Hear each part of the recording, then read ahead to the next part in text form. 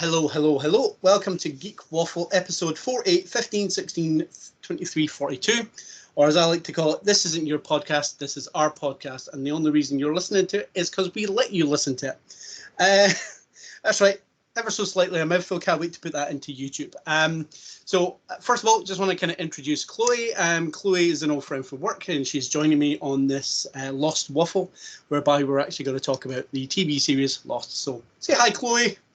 Hello, hi. So the structure of this, guys, in case you've noticed, kind of seen my Facebook posts and stuff and what have you, is we're going to take it along the kind of lines of the episode Greatest Hits, whereby we have a wee chat about our greatest hits. So our favourite episodes, our favourite kind of cliffhangers, our favourite kind of like moments and elements and what have you from the entire 6-season run of Lost. I'll go into a wee bit of an intro as to how I kind of got into Lost. I'll ask Chloe as well, but as far as I know, Chloe's intro into Lost might not be as kind of elaborate as mine. But I'll ask. You know, I'm not going to be rude. And hopefully Chloe doesn't curse my name for that one. So yeah, just kind of kicking off. So in case you have never realised this, or you've been living under a rock or on like a deserted island, hey. Lost was a TV series that kicked off in around about 2004, if I remember off the top of my head, and essentially focused on a plane crash. A bunch of people land on an island and have to survive together. But the island is weird as shit, and all this weird as shit happens, and like there's all these kind of like elements whereby, you know, like they've met each other before, like because the way the kind of show does is like it shows you everything on the island, and then it does kind of flashbacks. So like it kind of flashes you back, and you're just like so you get a wee bit of background on the characters and who they are and what their personalities is like. And I think that was rather unique for the time. So hopefully I don't waffle too much, although it is called Geek Waffle, but I'll just go into a wee bit of kind of outline as to kind of how I got into it. So my first inkling of Lost is I was in the cinema around about 2004, give or take, kind of month or two, and this ad came on, this kind of like this ad for this new TV series that's going to be shown on Channel 4, and it was everybody from Lost all dancing in slow motion on the desert island, and it's like, one of us is a criminal, one of us, like, you know, stubbed their toe the other day there and stuff like that. And it was this really slow and like weird kind of ad. And immediately I was like, that looks shit. I am not going anywhere near that. That can honestly just get in the bin. No interested. Because it was honestly one of the worst ads. I don't know if it's still available. I don't know if you can catch it. But if you can, you totally should have a wee look at that. And so, yeah, I watched this ad. I was like, nope, couldn't care less. Get that out of my face or what have you. And then Yvonne was quite interested, so my other half, she was actually quite interested in watching it. So she was recording it on our Sky Plus at the time and stuff like that. And I was sitting like in a room, and I was on my phone at the time, just kind of like working away on the phone. And the pilot's kind of kicking off, and all that kind of shit's gone down. So like the pilot opening moments, just to clarify right at the gate, guys, we're going to be spoiling the shit out of this. So if you've not seen it, you want to kind of wait. Seriously, we're going to spoil the shit out of this. Like, Chloe's nodding like a crazy person, but yes, we will spoil this. So so when it kicks off, we're in the plane crash, like, you know, like all hell's kind of broke loose and what have you. And so like I was occasionally glancing up from my phone, like, okay, this is slightly interesting and what have you, and just going back to it. It wasn't until this is quite dark, but it wasn't until a guy got sucked into a jet engine and it exploded. I was like, excuse me, what's going on here? And that weirdly enough, that was the turning point for me. That was really like, oh, right, okay, well, this is actually, this is quite intriguing. What the hell's going on? And then obviously, like, I got kind of more kind of like involved and stuff like that. Since then, since rewatching the pilot several times, I've kind of I can maintain that first 7.5 minutes of that pilot is probably some of the most exciting TV of all time. Like just going back to it, I was just like, why was I only interested in a boy getting sucked into a jet engine? Because that whole thing, it's just like, boom, like, it's just like you get slapped in the face with the opening, and it just keeps going until it kind of calms down a wee bit and then kind of eases you back in. But yeah, it's such an intense opening. So yeah, that's kind of how I got into it. I'll kind of turn the floor over to Chloe. So what I would kind of probably kind of say in regard to this is, obviously your intro into the series is probably, as I say, is no as like elaborate or as weird as mine. That's totally fine. But maybe even kind of like, maybe even if you kind of just talk about like what kind of grabbed you. Was it a guy getting sucked into a jet engine, or were you maybe kind of like, okay, like did it take you a wee while longer to get into it, or what? I would say, as soon as you were like the bit that really grabbed me, I was like, he's gonna say the bit when the guy gets sucked into the engine Yep. and engine. I was like, yeah, because it totally grabbed me as well. Because like I never even considered watching it. Like I knew that when I saw it, obviously, like I downloaded, signed up for like a subscription to a certain place, and they had it on it, and I was like internally sighed. I was like, you know what, this is the time, it's lockdown. I'm gonna have to tackle it. I'm gonna have to watch Lost. And I'd only really ever heard bad things. And then that opening, as you say, the first 7 minutes, and then the entire episode, it was just so gripping. Yeah. I was really concerned that it was gonna turn into something very predictable, which is what Lost is not. Yeah. Yeah. No, absolutely. Yeah, it's really not. I was really worried it was going to turn into kind of a soapy kind of thing where it's going to be like, all about the kind of relationships of the characters and focus on that. There's not going to be much drama. There's not going to be much mystery. I'm a massive sci-fi lover. I love all that stuff. So I was absolutely thrilled. Even within, I think, the first couple of episodes, I think it's the second or third episode, there's a freaking polar bear suddenly. Like Yeah. I think straight off the bat, that first episode, I was hooked. Yeah. Completely. And it's so unforgiving. Just like, and that's exactly when the guy gets sucked into the engine. I'm just like, this is different. This is gonna hit different. I loved it. So yeah, I think straight off the bat, that first episode, I was really drawn in. Yeah. Right. Yeah. So sorry, I was so predictable with my my jet engine thing, but yeah.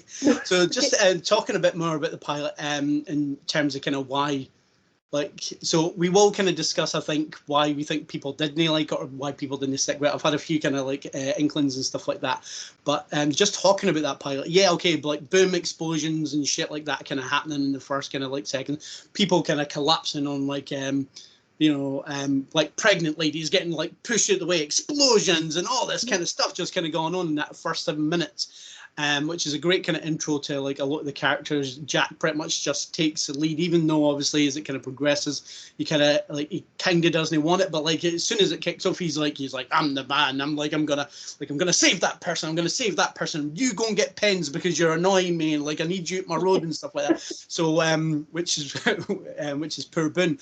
But then I think the next kind of like, so yeah, okay, that's exciting. So like you think you might be just in for like a drama. So you're like, okay, fair enough. And then they're all on the beach. I think it's the first night and it's all kind of dark and everything. And then they hear a mechanical dinosaur is probably the best way to describe how it kind of sounds in the first instance. And I think they make jokes about that and all the rest of it because you're just like, what the shit? And there's this like this.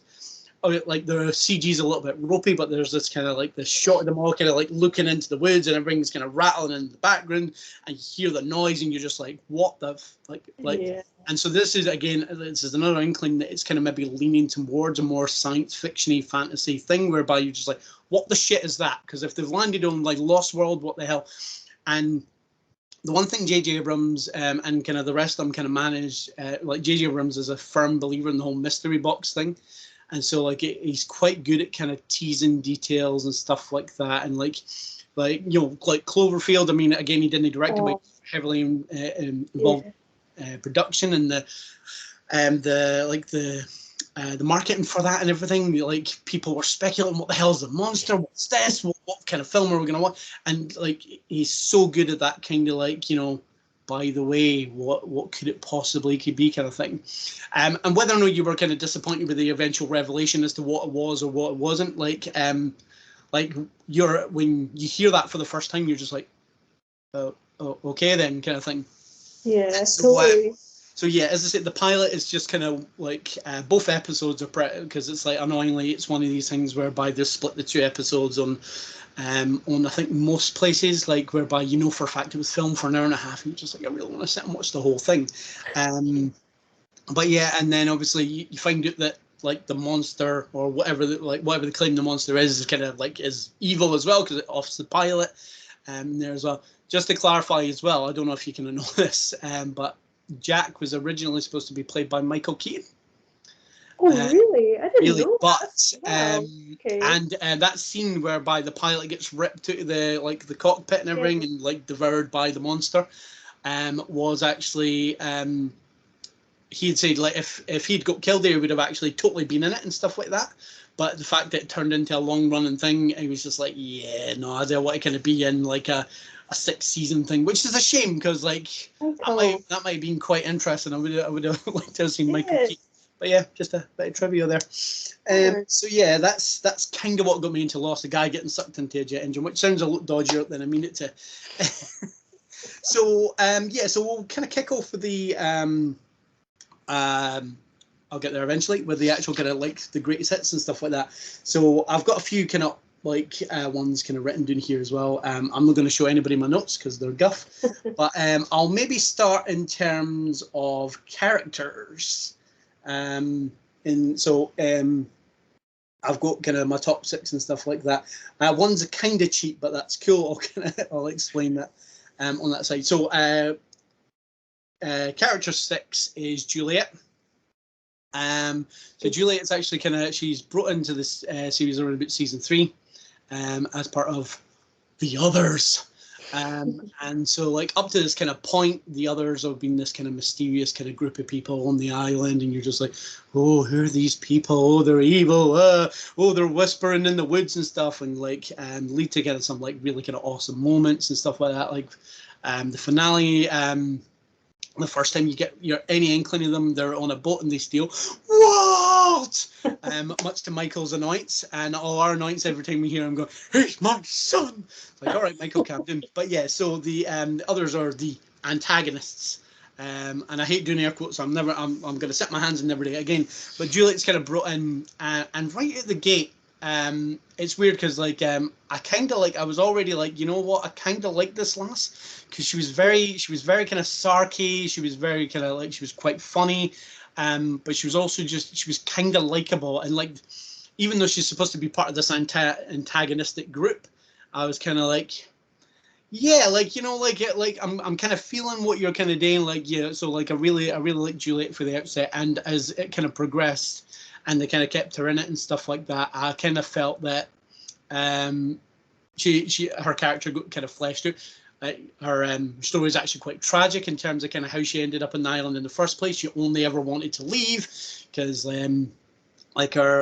she managed like through kind of science and stuff like that to get her sister pregnant, and she never kind of met like the kid because like she left before it was born. It was like, oh, like it's and as I say, any time she's on, she expresses that kind of need. I want off this fucking island, like, and like she's kept on for one reason or another, and you're just like, and like you just kind of hope, but it's not to be, unfortunately. But yeah, so my top 6 character is Juliet. I will turn it over to yourself. Awesome. Well, this list was so hard to make. I was originally going to put someone else, and I swapped it at the last minute out for Desmond. I really like Desmond. I think that's number 6. Yeah. God, I have a feeling you're going to be raging at some of my lists. That's known, brother. I'm gonna lock my door a lot. Nah, but yeah, this is my number 6. I think that my list is gonna just look criminal to you, if I'm honest. Now that I'm saying it out loud. We're all entitled to our own opinions, no matter even if they're wrong. I just loved his whole story. I really enjoyed, and obviously all the flashes that he gets are really interesting, and it actually took me a lot to get my head around what was actually going on there. And I think that you'll definitely understand it way more than I do, but I just really enjoyed it. And obviously he's Scottish. There's a lot of brothers in there, and that was just hilarious. I said it constantly throughout my house, like the moment he was there. All the stuff about obviously him giving up like on the button and like leaving, and I just feel like there's a lot that happens to Desmond and he really changes. They find him on the boat and he's like absolutely steaming. And Scotland, represent. um, and he's just like, I don't know, I just think he's a really interesting character, and I think that he he mixes with different groups as well. I think like he's yeah, I like him. I enjoyed his I part in will it. agree. Yeah. The stuff with Penny was really sad as well. Yeah, no, absolutely. Sad and yeah, but that is a point I will make a little bit later on. Yeah, I had a Um, feeling you had him higher up. um, so yeah, all good. Thank you. So for my top 5, this is my cheat. I went for Rose and Bernard. Because I think they're Oh, relatively overlooked, but I think they're so good together. In terms of the side characters that tend not to want to get involved in a lot of the shit and stuff like that, like I just like Rose is fantastic. She doesn't take any shit for anybody, including Bernard. Couple, and obviously just in terms of like so when you first meet Rose, she's adamant that Bernard's still alive, and we're kind of like, oh shit, we did think it, and then he gets that guy, and you're just like, I really hope he doesn't die. He would pull. And I just think that a lot of kind of fantastic emotional moments actually come from that pair, especially in Rose, like the flashback episode where they meet, and then you actually kind of find out that Rose has got cancer, and that like just prior to that, he kind of proposes to her, and she goes, "Oh, by the way, I'm dying," and he's just like, "You didn't answer my question." You're like, "I'm okay. I'm not crying. You're crying." It's just this lovely kind of moment, and like he's just there for her and stuff like that. And then when he's trying, because that's the episode where he's trying to make the big sign and everybody fucks off because they can't be bothered with him. But then it turns out she's like, I don't want to leave the island. I'm happy where I am because this island is actually the thing keeping me alive. And it just as I say, like the first few seasons are quite prominent, and then they kind of disappear, and then it's not until I want to say is it season 5 or 6 whereby they just happen across like their wee cabin, and they've got Vincent there, and they're just like, oh, what do you people want? They're just like, oh, we cannot be bothered with your shit. Get to here, have a glass of water, and then you're done. Get to we're not dealing with any of that kind of thing. But yeah, I just love. So yeah, it's a cheat, and there's maybe other characters that I probably should have kind of put in there and stuff like that. But I love the pair of them together. I think they're incredibly sweet and lovely, and they bring like such emotional depth to like a lot of kind of like scenes that they're in. So yeah, so yes, for my number 5, Rose and Bernard. Oh, that's such a good one. They're so sweet. Oh my gosh. I agree. Oh, so my next one, I actually had to put Mr. Echo down. I wanted way more Mr. Echo. I thought he was awesome, and when he, obviously like spoiler, when he died, I was so good. Yeah. I was so beyond gutted. I didn't see him as being such a almost in and out character. He wasn't there for very long, I don't think. So I don't know if he was part of this, but a few of the kind of characters, so like Anna Lucia, Libby, I think so. In Hawaii, they have like a zero tolerance policy on drink driving, and I think so. Like literally one, and if they catch you, that like you can't just have one and drive. Like they're literally like no danger, like kind of thing. And I think unfortunately a couple of them go, and that's why they ended up leaving the series as early as they got. I don't know if Echo was part of that. But yeah, Mr. Echo. yeah. Dude, drink driving's not okay, Mr. Echo. I feel broken-hearted now. But yeah, like I think it was literally like I think they had a beer or something, but like I think it is so strict in Hawaii. They were just like, nah, I mean, I could be wrong with that. I mean, I've got Them. some wee trivia stuff and blah in my head and stuff, but I think that's why a few of the characters disappeared when they did. Oh, I don't know if he was part of that, but yeah. Oh, I'm finding all this out now. This is interesting. I didn't know that at all. Oh, I'm so disappointed with him. But I mean, I'll totally cop to that. I mean, he's not actually on my list, but yeah, like again, he's such an interesting character. He kind of comes out of nowhere, like when he kicks off, he's like the stoic kind of like I'm not messing with that guy because he'll hit me with a stick kind of thing, and just like his kind of arc whereby he kind of like he takes the button off lock, and like he's kind of backstory with his brother, and like, you know, the fact that obviously he's in this kind of war-torn country and he's kind of like taken as a kid, but he does it to kind of like save his brother, and like everything, like his story, and the fact that they link it so well, because it's one of these things whereby they're just like, yes, we had everything planned, and you're just bullshit you did, but like it's linked in a way whereby you kind of like you're fine with it, because they kind of link them to that kind of plane that they find in season 1, and like they're drug runners, and then they link the Virgin Mary statues to Charlie and stuff like that. It's very kind of like all the threads and stuff. But yeah, his kind of often is really kind of like, I'll agree, it's kind of like, oh man, really, you kind of offed Echo, bullshit. Yeah, I was so sad. Now even sadder. Yeah. Darn. No. Do you wish to say anything else about Mr. Echo? Because I feel like I took that over.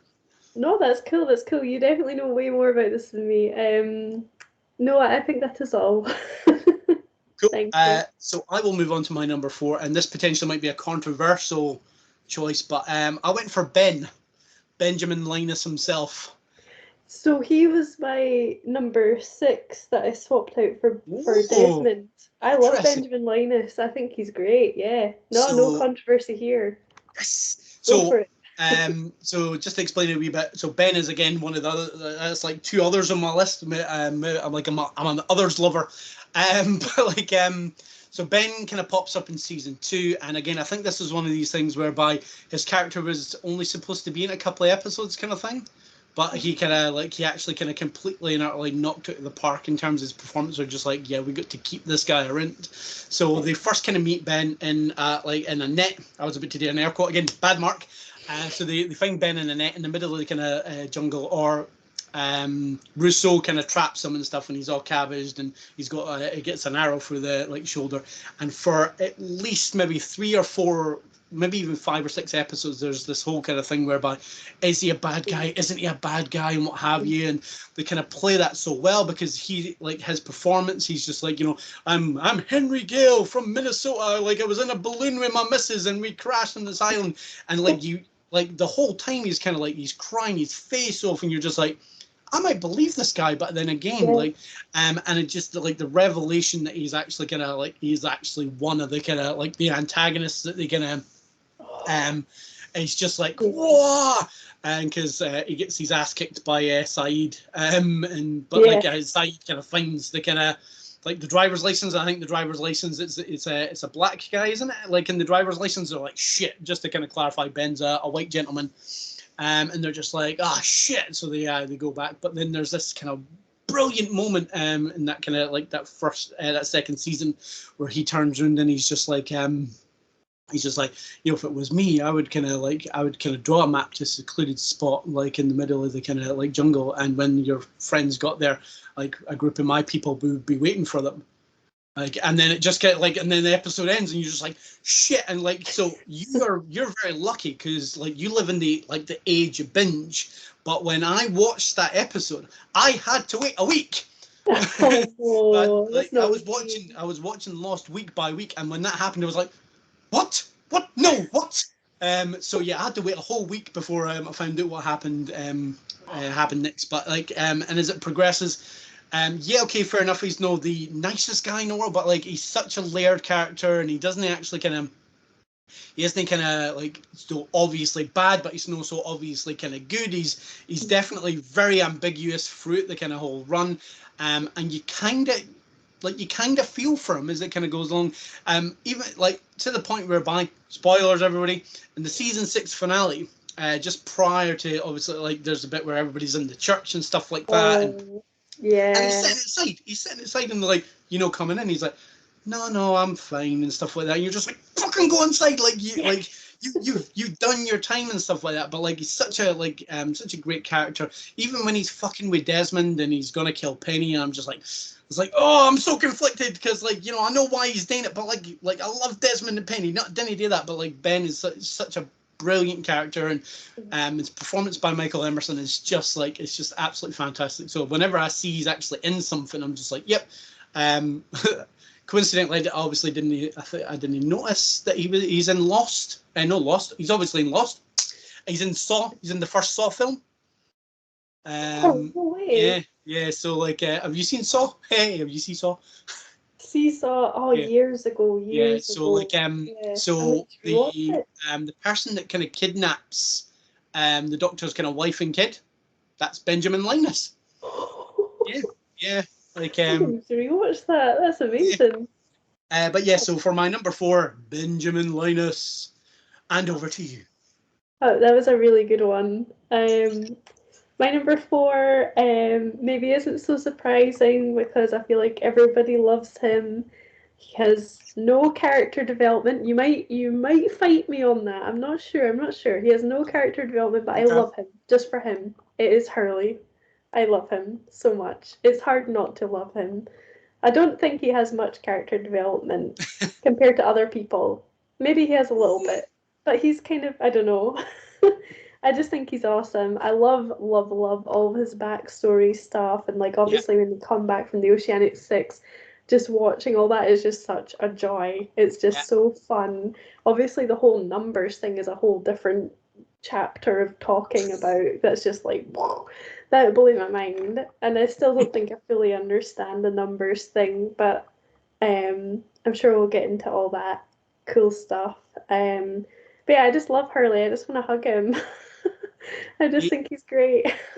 He's just I think there's a lot of Lost that is quite dark and stuff, so I think having someone like Hurley there, yeah, sometimes he is just like a kind of comic reliefy kind of I'm on the lighter side seeing things like sometimes he's kind of a bridge in between the two, like when Hurley's like dude or when Hurley's like dude. getting grumpy about something, like it's going down, like I love him. I think he's great. Yeah. So I'll agree with that because he's at my number 3. So yeah, Oh, nice, yeah. nice. I love Hurley. I would probably say like so in terms of character development, I don't know if I'd agree that he doesn't get much because That's fair. I would probably kind of say like just in terms of like he is relatively kind of like similar from start to beginning. He is the kind of comic relief, but like when you Mm. kind of get into his backstory and you find out that obviously he was in the institute and like like the reason he's actually in there, like he's kind of like like the That's whole fair weight thing, actually. and he's like he Yeah. breaks like the amount of emotional punch moments he gets as well, like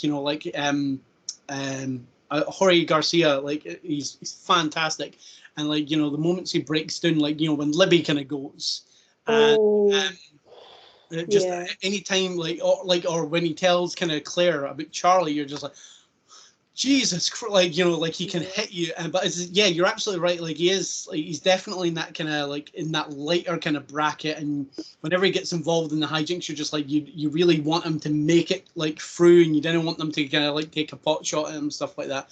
So yeah, Yeah. like it's like like in season 2 and stuff like that when they take him along, and they're just like, right, you can go, but your job is to tell your people they can't come back here and stuff like that. Like he's Yeah. just kind of like he's just that kind of like fodder. But yeah, I mean, his relationship with Charlie is brilliant.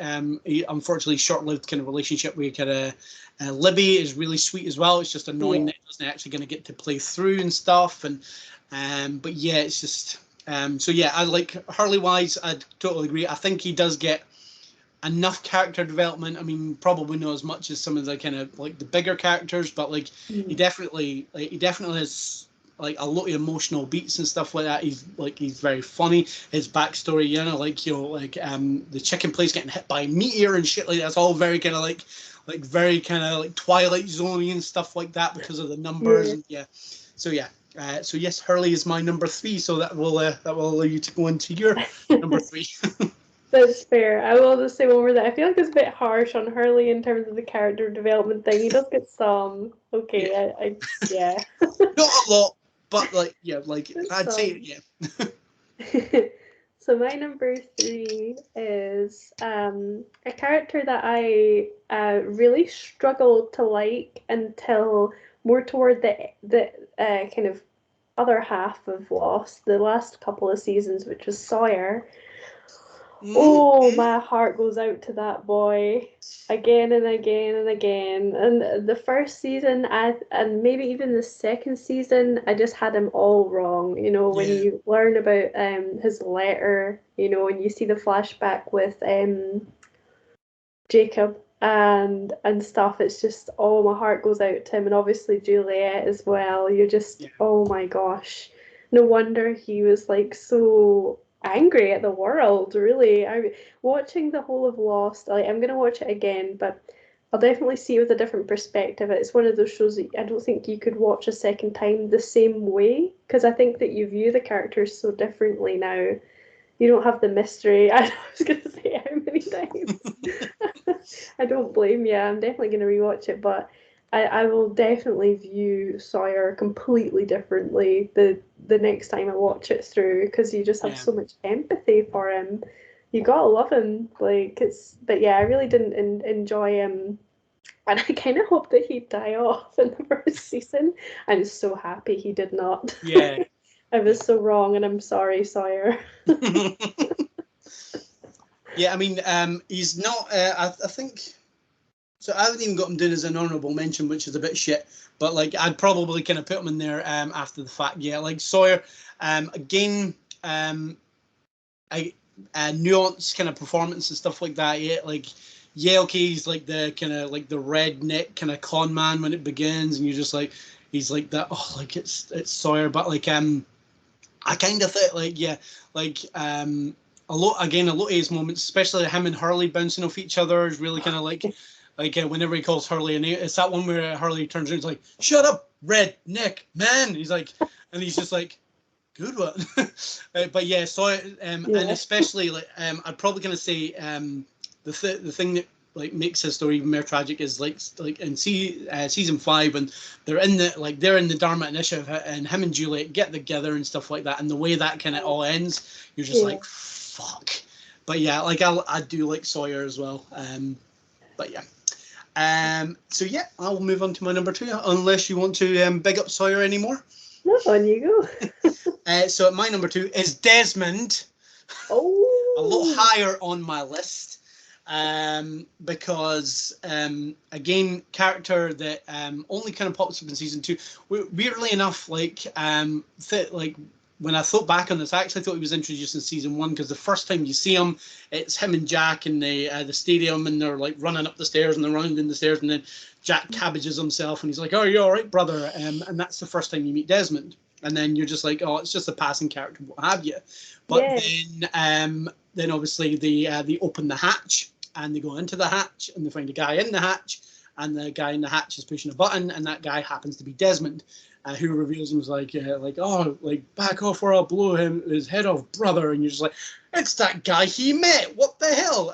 And so like again, weirdly enough, Desmond is barely in season 2. Like he's in maybe the first couple of episodes and he's in the last few episodes, but the amount of impact he made, like straight away in the kind of episodes, I was just like, yeah, I'm already invested in this guy. Um, Yeah. his story with Penny and stuff like that like is one of my very favorite things. I'll go into that a bit later as well, but like that's one of my favorite things. He is a great character. He gets so much to do. He's very important in terms of the kind of like the grander scheme of the story. His kind of flashes, his flash forwards and backs and stuff like that Oh, are actually directly tied to the island and stuff like that. And it's just like, but yeah, just I absolutely love Desmond, and I think he's fantastic. So he is my number 2. I'm sorry, Desmond. Made a lot of apologies so far.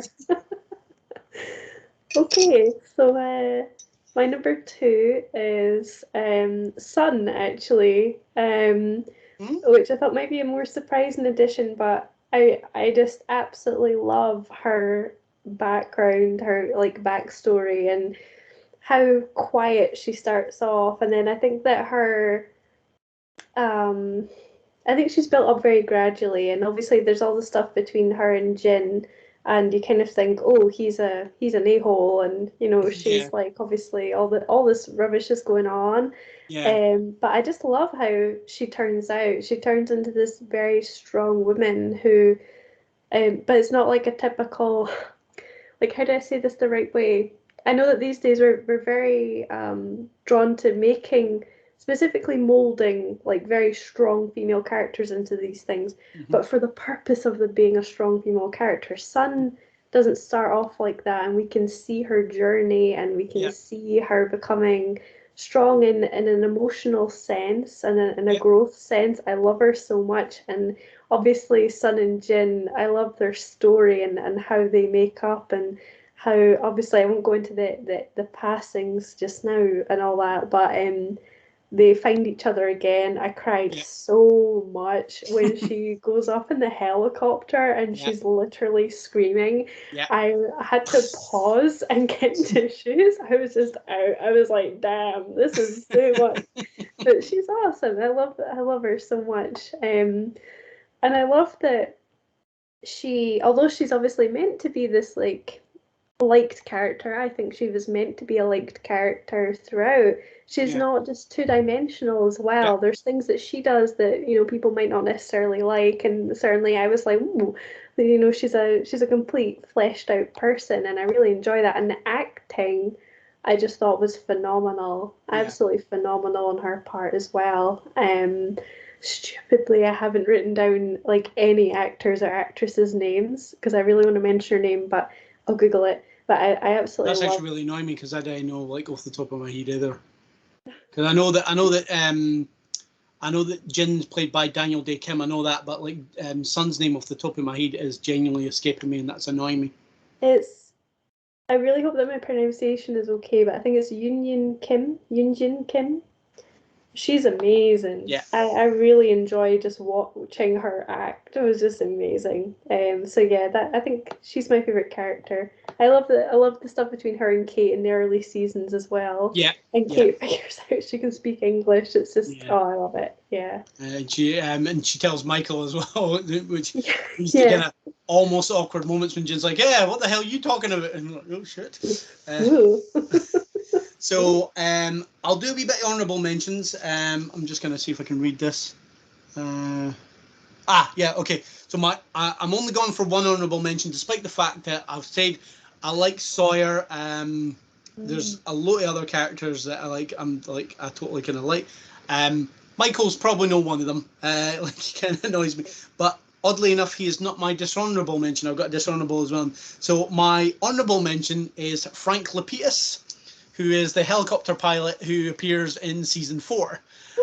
Because Okay. he is brilliant. He is so good. He's this kind of sarky. I do actually like the newbie group of characters that are introduced. I love Daniel Faraday, for example, and stuff like that. Awesome, But yeah. Lapidus just kind of goes about the island, no giving a shit and what have you, and obviously just like he's there to kind of help people. He doesn't really care about any of the politics, any of the shit that's gone on, and he spends most of the last 2 seasons with his shirt open and with like his hairy chest just out for no other reason than he's just like, whatever. Like I'm a pilot, do I care? Yeah, I like my chest. So yeah, I love Frank. I think he's brilliant. He's just as I say, just a random honourable mention. I think he's great.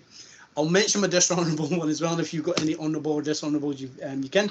But my least liked character at this is only qualifying in season 1 and 2 is Okay. Kate. Kate annoys the piss out of me in the first couple That's of my seasons dishonorable mention as uh, well. We agree on because this. they're just like, Yeah. Kate, wait here, because if you don't wait here, you're gonna get in trouble or you're gonna fuck us over. Stay here. Do not come with us, Kate. And she's like, and then she goes with him, and they get all right. You know, because she falls whining in the first scene. But like as it progresses, I actually think especially I think especially when you find out what she kind of did, and although that might be in season 2 or 3, but when you find out what she did and why she did it and stuff like that, she does definitely grow on me. But for the first couple of seasons, she's a pain in the arse. It's just like, just stop following them. I know you want to, but stop it. I totally agree with everything you just said. Like my note for Kate, because I made some notes because I couldn't decide like who was going to go on my list and stuff. My note on Kate was literally just, I enjoy Kate's backstory more than Kate the character. Yeah, I mean that's fair. Her backstory is awesome. Why did they not make the character awesome? I don't know. I kind of felt like someone just like kind of deleted her sim action when they're like, "Wait, here, Kate," and someone's like, "Nah, you're gonna do something else." It's so weird. Yeah, it was weird. So is it like there's probably other characters that are dishonorable. I think probably the go-to for a lot of people might be Nikki and Paolo, but I kind of like them because they were kind of the way they were kind of played out. I mean, like, I thought they just get introduced and they're just like, we're supposed to believe that these characters have been here the whole time. We're like, who the fuck are these two? They're just like, yeah, we're involved in the hijinks now. And I think there was such a backlash to that, it kind of resulted in them kind of, spoiler alert, getting offed. But I think the way they get killed is so unbelievably like grim as fuck. It's like, yes, we've been paralyzed by spiders and we can't move, but that's cool. Bury. A lot of people probably go, I hate Nikki and Paolo. Nah, like I'm just kind of like, as far as I'm concerned, I actually quite like. I like the way they were introduced, and like, is this just they're quite silly? I actually like the their episode where you see that she was on expose with Billy D. Williams. It's just like, yes, yeah. But yeah, a wee bit of Lando Calrissian goes a long way. But yeah, I think they're fairly unceremoniously off. I think it's quite shit, but like I kind of semi on the fence, honourable mention kind of thing. Do you have any honourable mentions? Now I'm trying to think.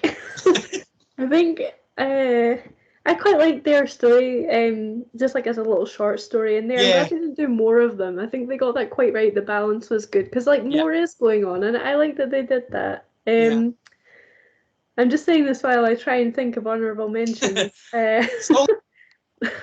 Bernard and Rose are awesome. You covered them already. I don't need to say anything more. I just think that they're sweethearts and I absolutely adore them. The moment when they when they meet together again for the first time after crashing, wow. It is amazing.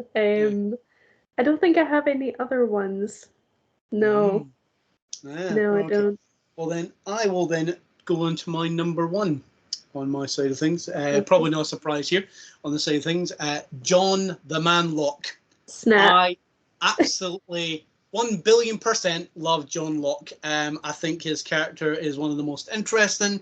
I think he's an absolute badass. I think the emotional depth, the shit the man goes through.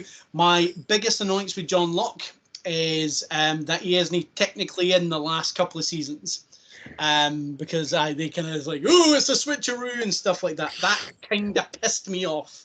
But just in terms of like, he's the most intriguing character. The revelation like that happens very early on in the first season and stuff like that. His backstory is kind of his relationship with his father. Anytime he was on screen, I was immediately kind of drawn in. Like, he seems to have this communionship with the island that causes all this kind of conflict with Ben. He's like, fuck you, how come you got communion with the island? I've been on it since I was born. It's like, you're a lying prick. No, you haven't. But yeah, just as I say, anytime he is on screen, I'm just like, I'm immediately, it's John Locke. Like, he's just, he's so interesting. His stories, like, it's kind of uplifting but also tragic in equal level, like the fact that kind of Helen leaves him and you're just like, no, like and like because obviously it's kind of played out of order when he first mentions Helen. It's like you think, oh, it's a love interest, but like at the time you find out that he's been on to effectively what is like a sex line. He's just like, oh, was she Helen all along? And it's like, no, like Helen is actually this kind of woman that he ruined the relationship because he's fucking dad and stuff. But yeah.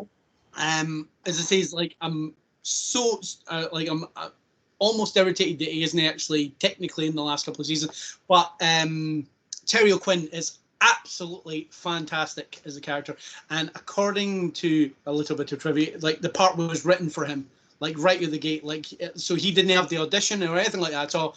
Like he had that role. They were just like, yeah, we want you to play this guy. And he's like, yeah, cool. That's so cool. Yeah, That's so cool. I will let you gush about Locke because I've already gushed. Oh my gosh, yeah. I mean, you covered so much there, but like all the stuff with his dad, that was heartbreaking, proper heartbreaking, as if the poor boy's not been through enough. Like, it's crazy. And his relationship with the island as well is really, really fascinating. And I don't think that from having watched it one time through that I can fully appreciate it. Yeah. But yeah, the how he there's so much to him. Like all the stuff about him going on this like trip. I can't remember where the trip was meant to be, actually. I think it was just like the Australian outback. Yeah, it was the walkabout.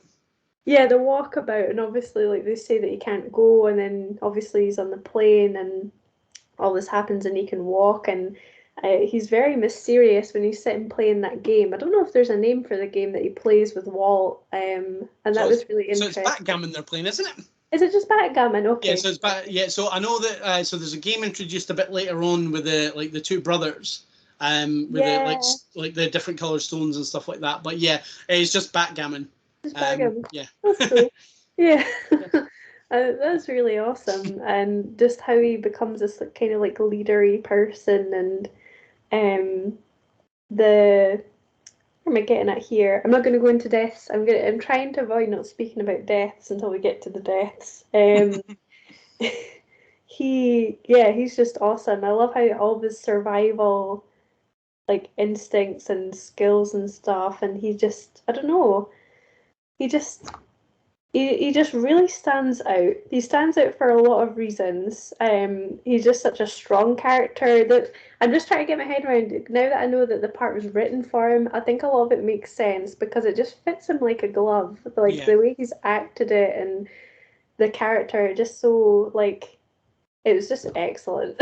Yeah. I'm trying to like fetch thoughts on this that are a bit more constructive, but I just love him. He's just so good.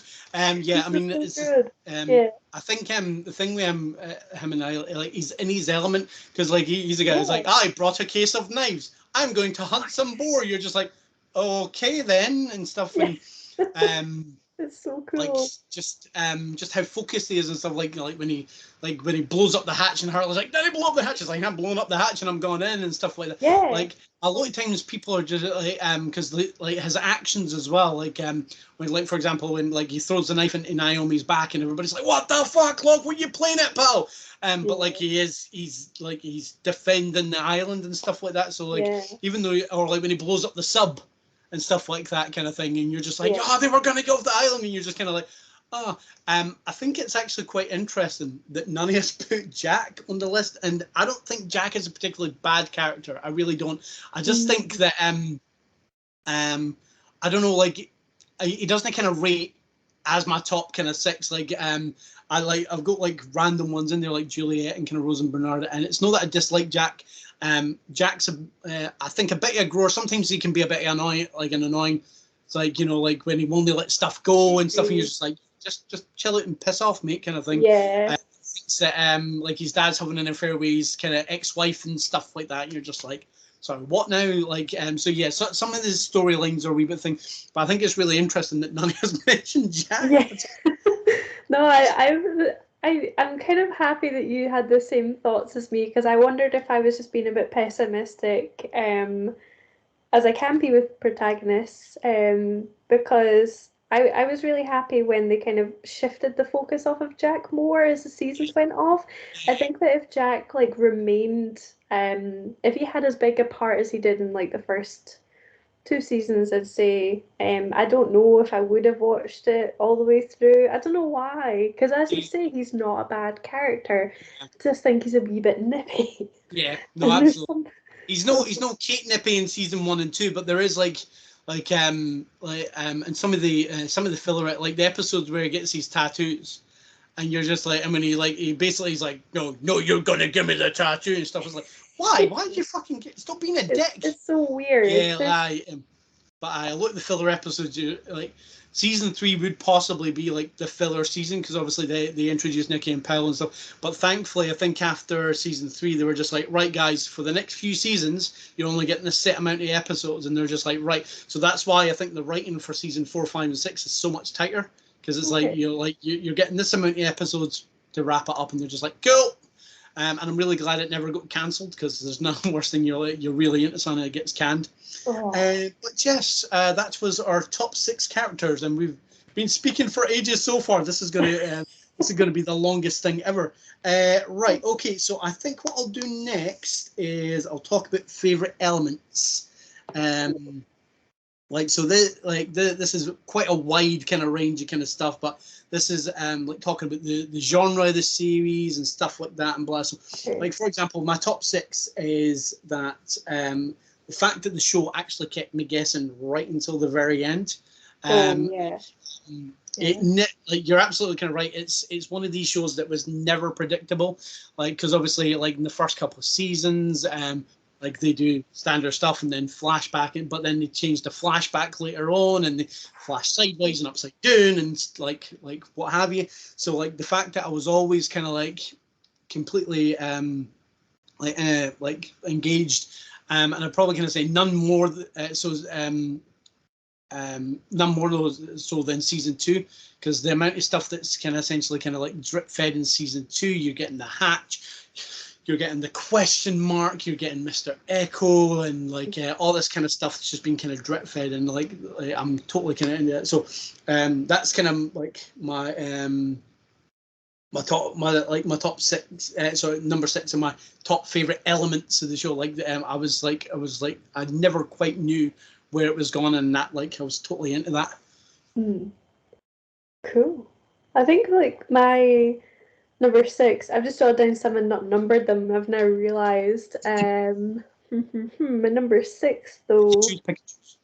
Oh, here we go. I don't know if this is an element. Do correct me. You know way more about this. This is insanely broad. So like whatever you consider an element, just go for it.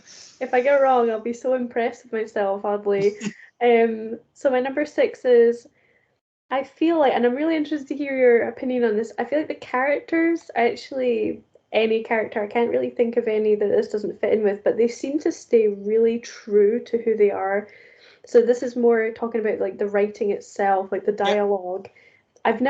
I can't think of any moment where it seemed out of place. Yeah. There was only time where I did kind of find it a little bit difficult was obviously when Claire comes back. It's very difficult to grasp the new Claire, as I'll call it. Oh yeah, like Rousseau Claire. Yeah.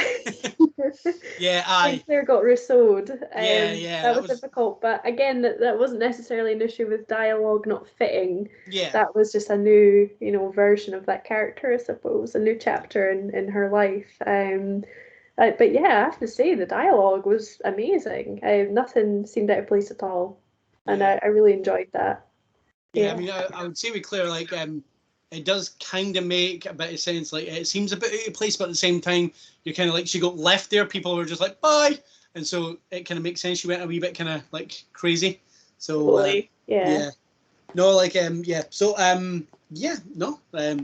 totally fits. As I say, elements is totally and utterly random. So we can say whatever we want. So my next one is Easter egg hunting. I've kind of called this, and it's so I've mentioned this already, but like and you'll probably notice this a lot more in your second watch through. But characters basically popping up in the background, there's like I think a scene, I can't remember who it is, but there's somebody they're in a hospital, and Jack kind of like nudges past them in the background. He's just there to kind of walk past them in the background, like he's like and like when you kind of rewatch it and you kind of listen to stuff and what have you, like the fact that all the kind of characters are linked and like it pop up and just background shots, like there's like a scene where I think somebody's in the somebody's actually in like the police station, and then you hear somebody shouting in the background. It's Sawyer being dragged out, kicking and screaming, kind of thing. Yeah, I saw that one. Yeah, that was cool. And then the numbers appear, and so there's like a scene. I think it's like a flashback to the airport, and they go past the football team, and the football team have got 4, 8, 15, 16, 23 on their jerseys, like as they go past. So like we tiny wee things like that, and the stuff that you kind of pick up on rewatches and stuff like that, just means that they actually kind of paid so much attention to the background. So I love the Easter egg hunting. That's my 5.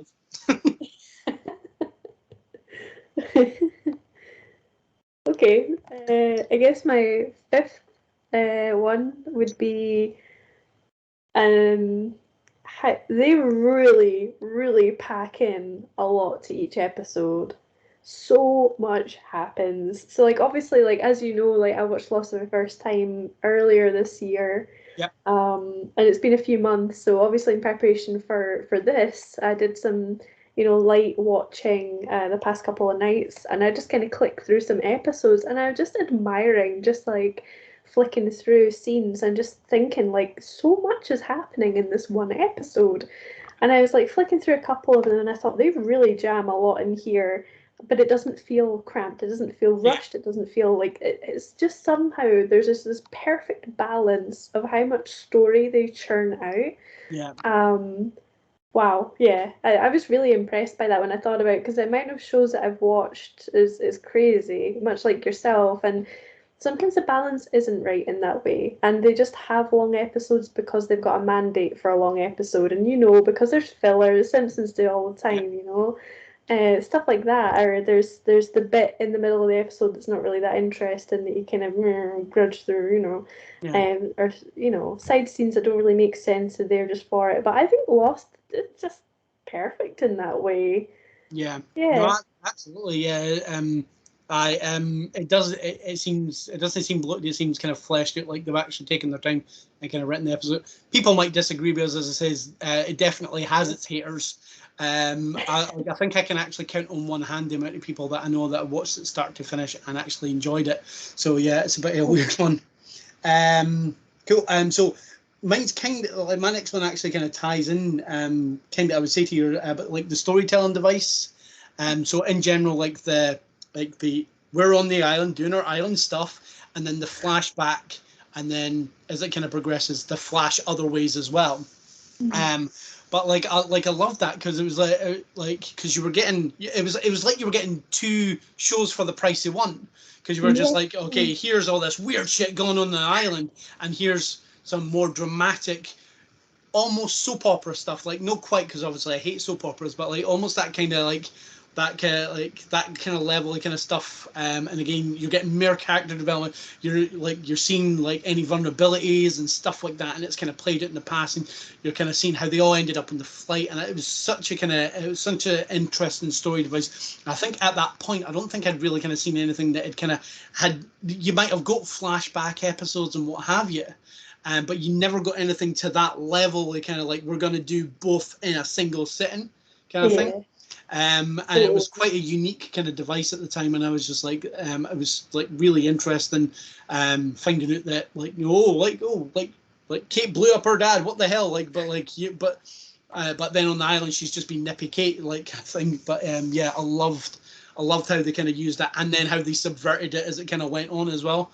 I loved how they kind of flipped it on its arse a bit later on. But yeah, that is my element 4. That's really awesome. That was a really good one, actually. My element 4 is the. You can't type it just now. That's cheating. Fingers, quick, fingers, quick. What is the element? I was gonna say genre. I really enjoyed the genre of the show.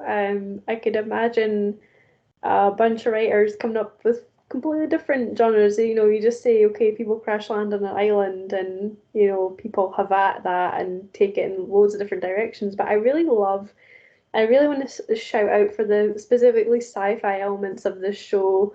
It's it's very rare, I think, that we have sci-fi that's so delicately sci-fi. It's not in your face, you know. Yeah. We've got the little turny that, you know, moves the island, and we've got like the frickin' polar bear, and we've got like the big black mass. I can't remember the name of it. I know it's got a name, the smoke stuff, but They call it the smoke monster, like the smoke monster, the yeah, Curie system and what have you, and then obviously it turns it to be something else. yeah. But I just really enjoy that it's like obviously like adventure drama.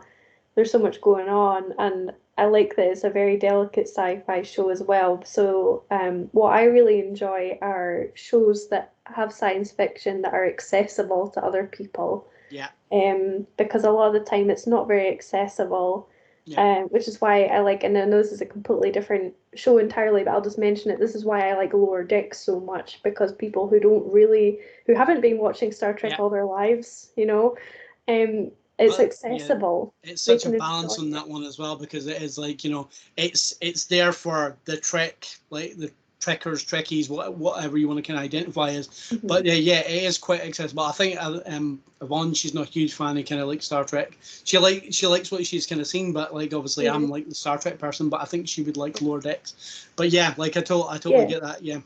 Yeah, so I love that it's accessible sci-fi and it has Yeah. those elements there as well that everyone can enjoy. So yeah, that's my number four, the genre. Weirdly, I'd probably kind of say that the weird thing with that, and I don't know how much we'll go into it. I think that might have been an element that's turned some folks off though, because obviously when it starts, it's like it's kind of like it doesn't really wear its sci-fi heart on its sleeve.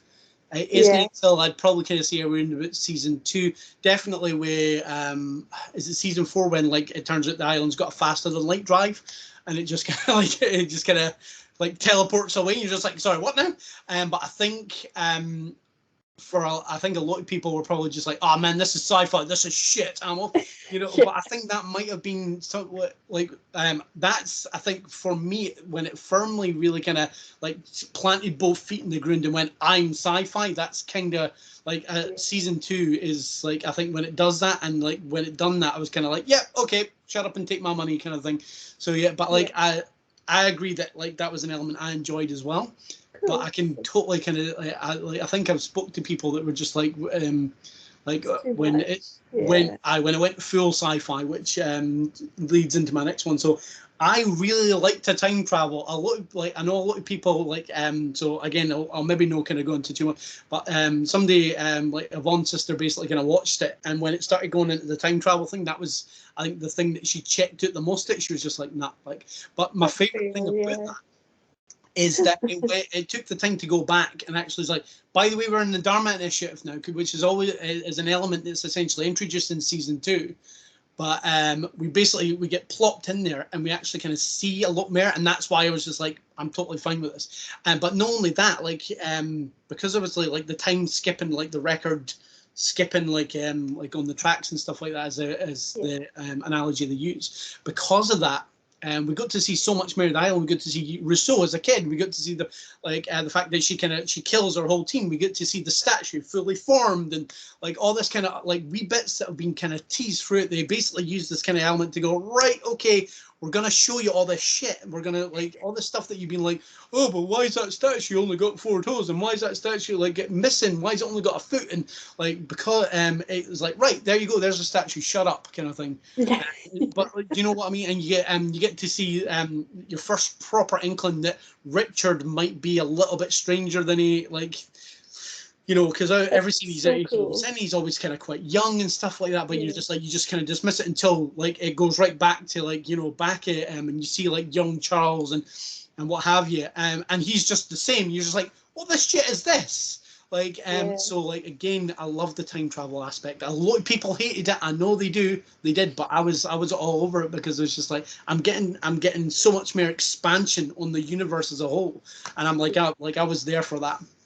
It's That's really sad awesome. that the time travel kills Charlotte. Like I'm really kind of Yeah. sad that it does it because that's Yeah. incredibly grim. But yeah, I like the fact that it was like we were getting like wee snippets in the background, and like they didn't overload us with like a whole episode on time travel. They just kind of like, right, here's some greatest hits. Effectively, they were giving us like wee bits and bobs, and I really liked that. So that was That's my awesome. number 3.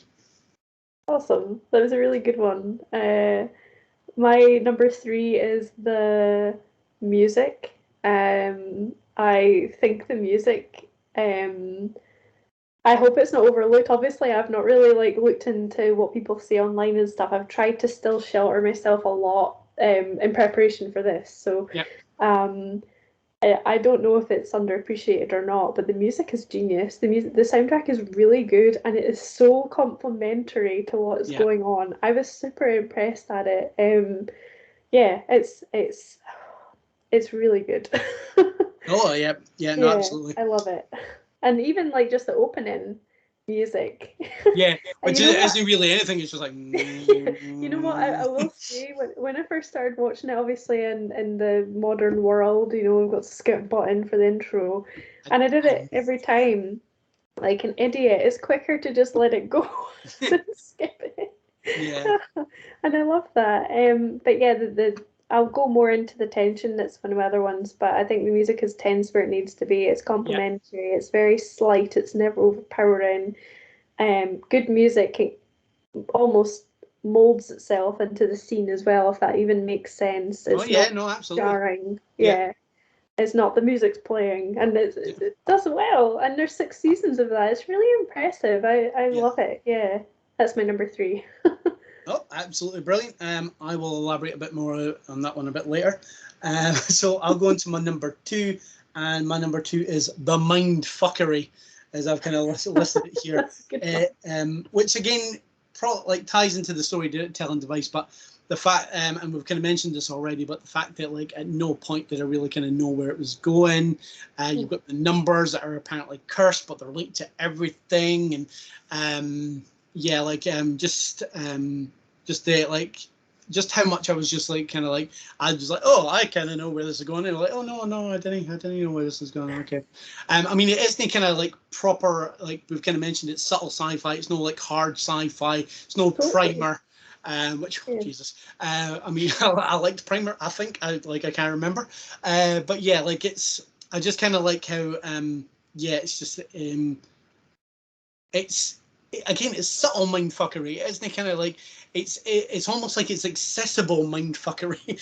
Totally. Yeah. Yeah, I think I'm going to change the title of the episode to accessible mindfuckery, but no, I'm not going to. But yeah, just I kind of like how, as it says, it goes off in different directions, and it is a bit odd, and you do get a random polar bear and stuff like that, but. And you get a weird smoke monster that's kind of rattling trees in the background, and you're just like, "What the shit is that?" But like you're, a lot of the stuff, like, and a lot of people probably disagree with me because I think a lot of people have said this as well, but a lot is explained quite well. Like the amount of kind of people that are just like, how the fuck are the polar bears on the island? Well, it's like it's explained in season 3. The cages that they're in, the Yeah. polar bear cages, because they brought the polar bears onto the island to like basically kind of like test them and see if they were all right on the island. It's such an easy kind of thing to, but Yeah. people are like, no, never explained how the fuck the polar bear. But it's like, see if you listen and pay attention, then yeah. So I like the accessible mindfuckery, and that's my number 2. That's a good one. My number 2 is maybe a bit weird. I think you'll get what I mean by this. So it's like I feel like through the seasons, maybe not midway, maybe even from I'm saying that maybe season 5 onwards, there's a really distinct change in the dynamic of the seasons. Yeah, Like, the first season's obviously kind of like it just feels a bit slower. There's not as much going on, obviously, because we have to build up to these things. yeah, But as more stuff kind of gets uncovered, it just opens more and more things going on. This sounds so lame. This does not sound like a good couple of sentences, but yeah, I just feel like there's a dynamic shift as the seasons go on, and more happens, and there's an acceleration of things going yeah, on. I really enjoyed that. Again, I can understand why, and this is in my why did folk get lost section. Like I think that's maybe what people didn't like as well was that dynamic shift. yeah, yeah, Because I think when they lay it on thick and fast a bit more. Obviously, it gets more sci-fi, it gets more into things. I can see why people didn't like that. I quite enjoyed that, and I'm glad that they did that. Yeah. Yeah, I hope that makes sense. No, it does, and again, it ties into what I kind of said. So obviously, the first three seasons are like 20 plus like episodes.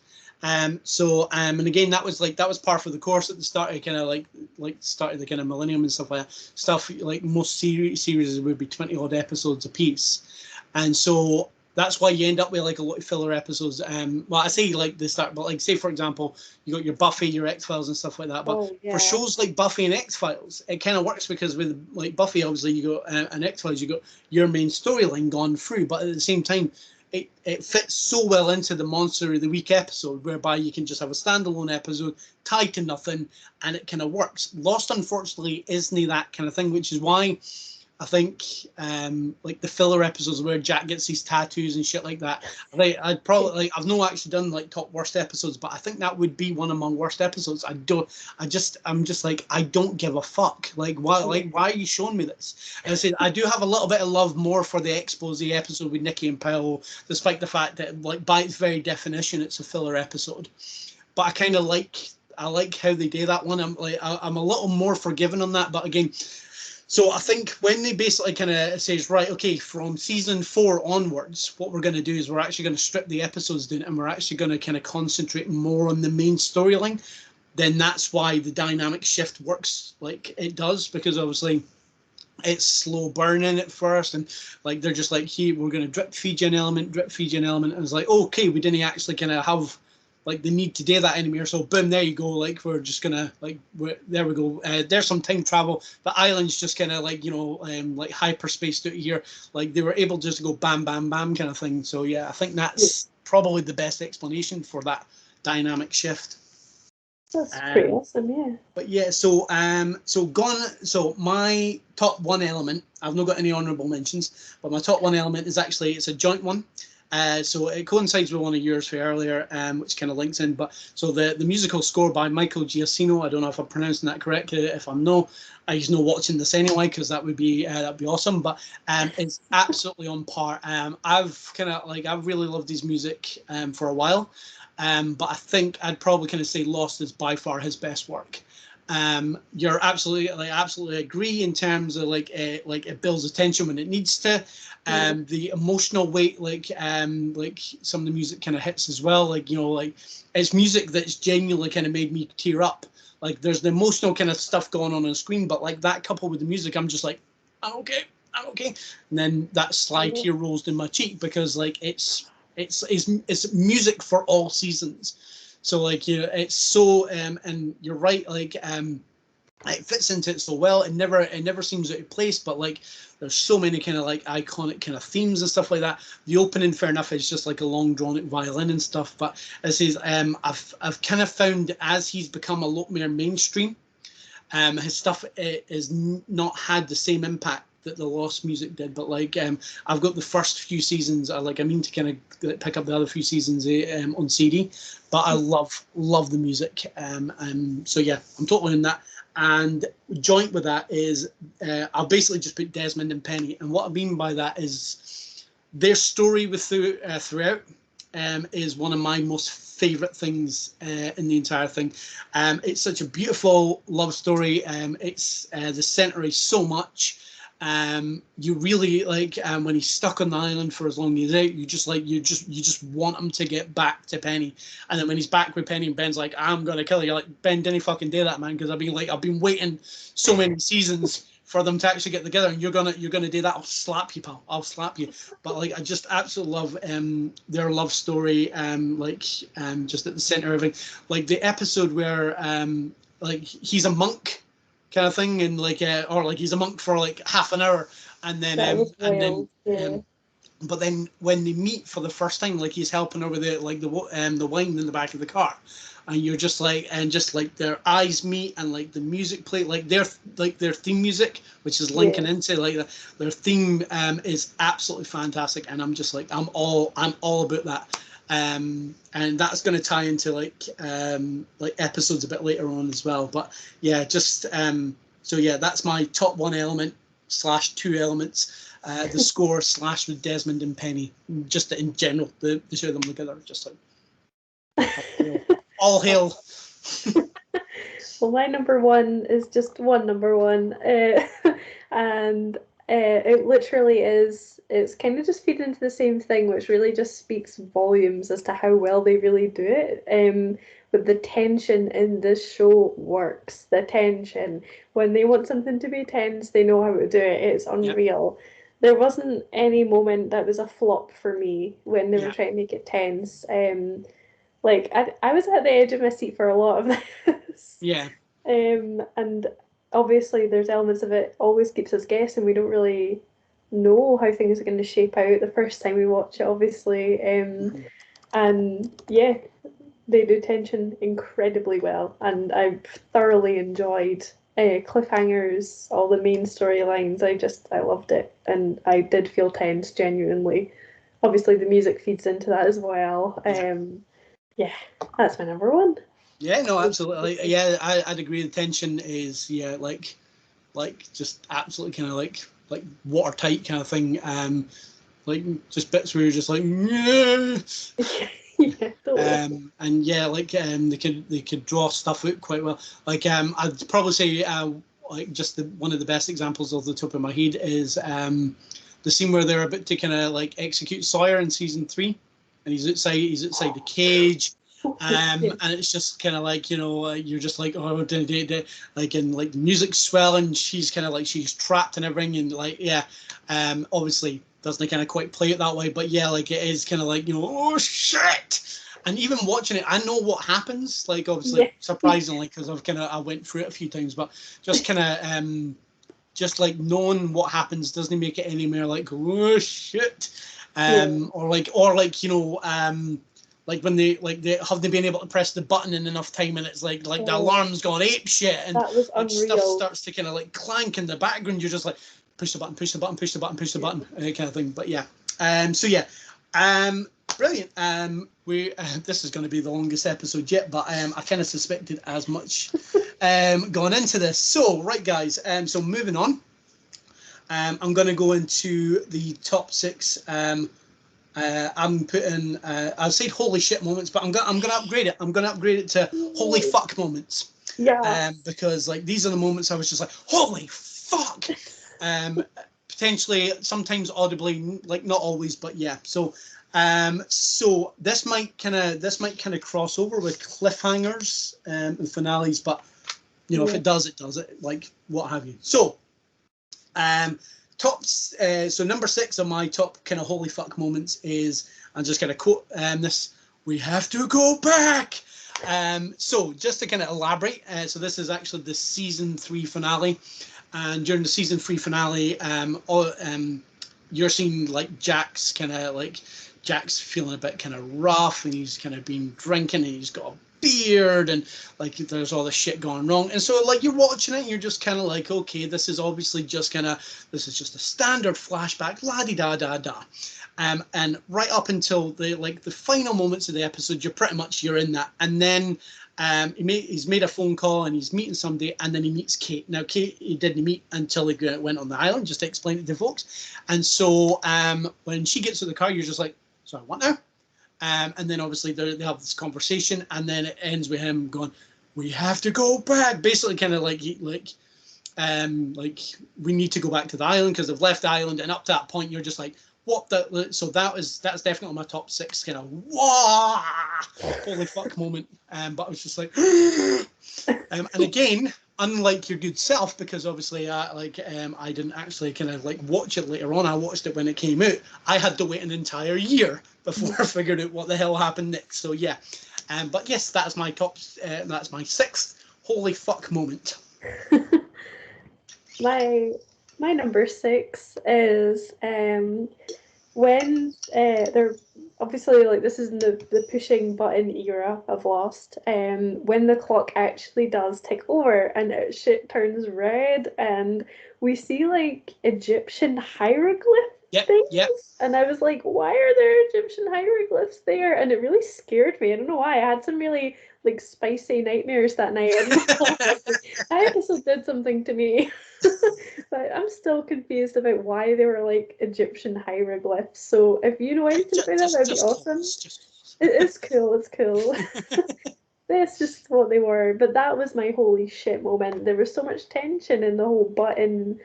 saga, that when it finally ticked over, I was like, literally. Yeah, no, Yeah. absolutely. I am just like, for example, with the button pushing, like when the computer gets shot at like when Mm. they're just like, oh, we have to fix it before the button does its thing. Out. Yeah, absolutely. But yeah, no, like I would agree with that as well.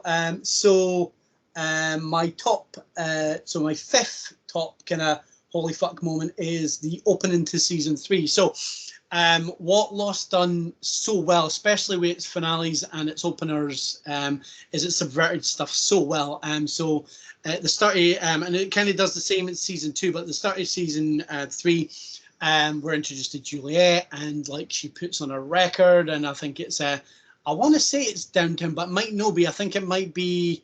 No, it is. It's Downtown. Like It is Downtown. Yeah, I love this opening. Yeah. and so like she's like there, and then she kind of prepares some muffins. She burns some muffins, and like and then she has a wee book group, and you're just like, oh, that's nice. And then they hear some shit inside, and they're like, what's going on? And then they open it. She goes in into the like this wee communion thing, and she looks up, and it's the plane.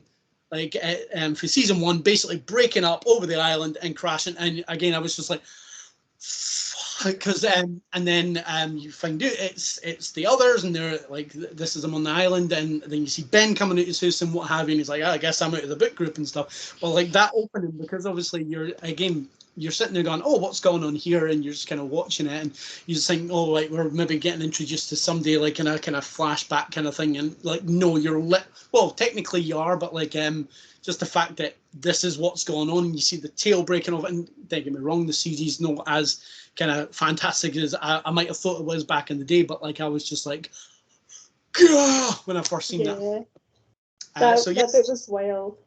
number 5. My number 5 is when we first see the wheel that moves the island. I just found it fascinating, and I was also very what the fuck, because it was just like this little. Am I right in saying that when we first see it, it's like when it's covered in ice Yep. and Ben goes down? Yeah, okay. I wasn't sure if that was the first time or not, but I just remember seeing it, and I was like, what's going on? And he obviously gets like the crowbar and like gets it loose from all the ice, and I was just like, what's happening? And Ben's like so emotional, and I'm just like, what's going on? And then that's when the island moves, and I'm just like, what the frick? This little like circle thing is like stern, I don't know what it's called, is just like moved an entire island. What? Yeah, that's my number 5, the wheel. Yeah, no, that's fair enough. Yeah, because I think they essentially explained it's tied to the energy in the island and what have you. But yeah, it is really kind of weird because it's this old school thing kind of thing. And sorry, another thing that I was thinking about was obviously because there's like a big ship that's like in the middle of the island as well. And I always wondered if that was something to do with it, because it looks like I don't know what it's called on the ship, but like a turning wheel. Yeah. Yeah, it looks like that. I didn't know if that was something to do with it. So well, I don't think it is. So like in season 6, you actually see them building that thing, and the actual wheel is kind of leaning across, because the ship just kind of ends up in the middle of there, because like it's just a giant wave and it smashes through the statue and what have you, and but yeah, no, that's a good 5. So 4, so this is going to be essentially kind of linking in. I don't think I've actually kind of said this is one of the saddest ones, but more like my angry ones. But again, tied into finale, I like an awful lot of it is like, like finales and stuff. So I don't know if we'll go into finales. We might kind of just like go through them quickly. But Lock in the Coffin. Fucking hell, I was unbelievably pissed off with that when it finally panned round and you basically saw him lying there. Actually, I'm pretty sure I very audibly went, "Fuck off!" Like I was so angry when I saw that, and because he's my favorite character, and I was just like, "You sons of bitches!" And then they toyed with me for the rest of it. It's like, "We'll bring him back to the island." Oh, like he's back alive. I'm like, "Oh, that's fine." Locke's cool. I was like, "Hang on, there's something a bit weird," but I swear, like the moment where it like slowly panned and that music swells and everything, and it's him lying there, raging, absolutely raging. But yeah, I don't want to talk about that anymore. I'm that annoyed. So that's my number 4. Understand. My my number 4 is a lot less fundamental, but the whole tent thing with Locke, and he goes into this tent and then he sees like visions like Boone. And then at the end there's like this, I think it was a lion. I couldn't really make out what it was. It jumps towards him and he obviously like runs out to Charlie. That was a what the fuck for me. That was very strange and scared me. I didn't know what was going on there, but it was very dark. Yeah, no, like it is an old one because like when it starts he can't talk and everything. He's like, "I need to build a sweat lodge," and Charlie's like, "All right, fine, we'll build a sweat lodge." And he starts hallucinating. Boone, you're absolutely right. But I think a couple of wee bits and bobs that actually kind of tie into later kind of elements of the series and stuff, which is quite kind of which is quite good as well. If you go back and watch it, you're like, "Oh, that's obviously referencing that wee bit and that bit there." But yeah, Sweat Lodge is a weird one. Yeah, that was a strange moment for me. So my number 3 is, "This isn't your island. This is our island. And the only reason you're living on it is because we let you live on it." Holy shit. Like, so I'm probably going to say most of that scene is just like brilliant. MC Gainey is, I can't remember his kind of name, because they do actually kind of reveal his kind of name a bit later on, but like bearded other, I'll call him at the moment, but like just that kind of scene in the kind of woods, and like when Jack's like, "I don't think that I think there's more of us than there are of you," and he's basically kind of like, bigging up, and he's like, is that what you're thinking? He's like, "Light them up," and then all the torches go up, Runde. It's just like, they're just like, yes, there's that whole bit. It's just like that whole scene is just like just completely and utterly just like, "Oh, this is awesome." And then Kate gets dragged and you're just like, "God damn it, Kate." Like, why did you follow them? But yeah, I just love that. And as I say, I loved his character. I loved it again how they kind of fleshed him out. Like you see him a bit later on where he isn't as kind of like like evil as he kind of makes it to be, kind of thing. He's actually got like a bit of like a sweetheart and stuff. And like the way he gets killed, you're kind of like, all right, I kind of get that. And so he's like, "I didn't believe him." You're just like, "Yeah, okay, fair enough." But yeah, because he had an axe to grind. But yeah, that's my number 3.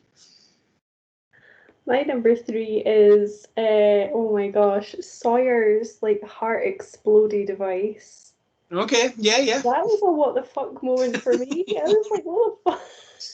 Funnily enough, I couldn't believe that. That was some kind of like mind fuckery right there. Yeah. That was wild. I honestly But thought he was accessible going to mind fuckery. explode. Yeah. um. Yeah, that was absolutely wild. That was some psychological warfare right there. I thought that was very dark. Yeah. Yeah, I don't think there's much more to say about that really. It Oh, was that's a fine. really dark time. It's just like when kind of Ben's kind of like what's it called, like demonstrating the device on the rabbit, and you're just like, and he's just like, "Arr!" And then the rabbit's just like, and he's like, "What the fuck?" Like, he's like, That was "Did really you just kill sad. that bunny?" Obviously I can't do a southern accent, but yeah, it's just like, aye. And then he's just like, "Yeah, we didn't do anything," just like, but then he takes him out like to the like on the walk later on, and you think he's like maybe gonna like he's maybe gonna kill him, or he's gonna like whatever, and then but he's just like, "Yeah, like, oh, by the way, you can't leave, or like that's your island over there," so kind of thing. Aye, That so was wild. no, absolutely. My number 2 kind of holy fuck moment is when Michael springs Ben from his cell. So up to this kind of point, Michael's been on the other. This is season 2. Michael disappeared near the start of the series season, and then he's looking for what? Because they took his son. Because he never goes on about that. And so he disappears for a sizable chunk, and then they find him in the jungle, and he's all like cabbage, and he's just like, we're gonna lead a revolution, we're gonna go like and what have you. And obviously it turns out he's like incredibly duplicitous, but the moment where he kind of springs kind of Ben, so like he's just like, like, Anna Lucy's like, I couldn't kill him. He's like, I'll do it, like they're animals, and what have you. He's like, give me the gun. He's like, what's the combination? And then he's like, and then he just shoots her. And you're just like, what the fuck? And then Libby walks in, and he's like, Michael, bang bang. You're just like, what the fuck is he doing? And then he walks in, and he opens the kind of like thing, and then he goes bang, and shoots himself, and then like again lost. And again, as it says, for me, unfortunately, I had to wait the week, but like I was just like, that was such a kind of, what the fuck did I just see? Because it was just like, it was so quick. It's like boom, boom, boom, boom. Okay, that's how I always kind of picture it in my head. It was like that kind of quick. Yeah. But yeah, it's just like, and when he opens the door and Ben's sitting there, kind of thing, and you're just like, right, okay. But it was a bit shit. They made him into a villain kind of thing, but like at the same time, his motivations were because of his son, and obviously they couldn't kind of keep Walt in it forever because it's only supposed to be set for like 30 odd days, and he'd already he was about 15 feet by that point. So but yeah, that's my number 2, Michael springing Ben. That was wild, actually. I should have put that in here. That was a really good one. My number 2 is just obviously a spoiler. So the Ben's like actual like backstory and about how he almost got killed, and obviously Kate and I think is it Sawyer and someone else save him.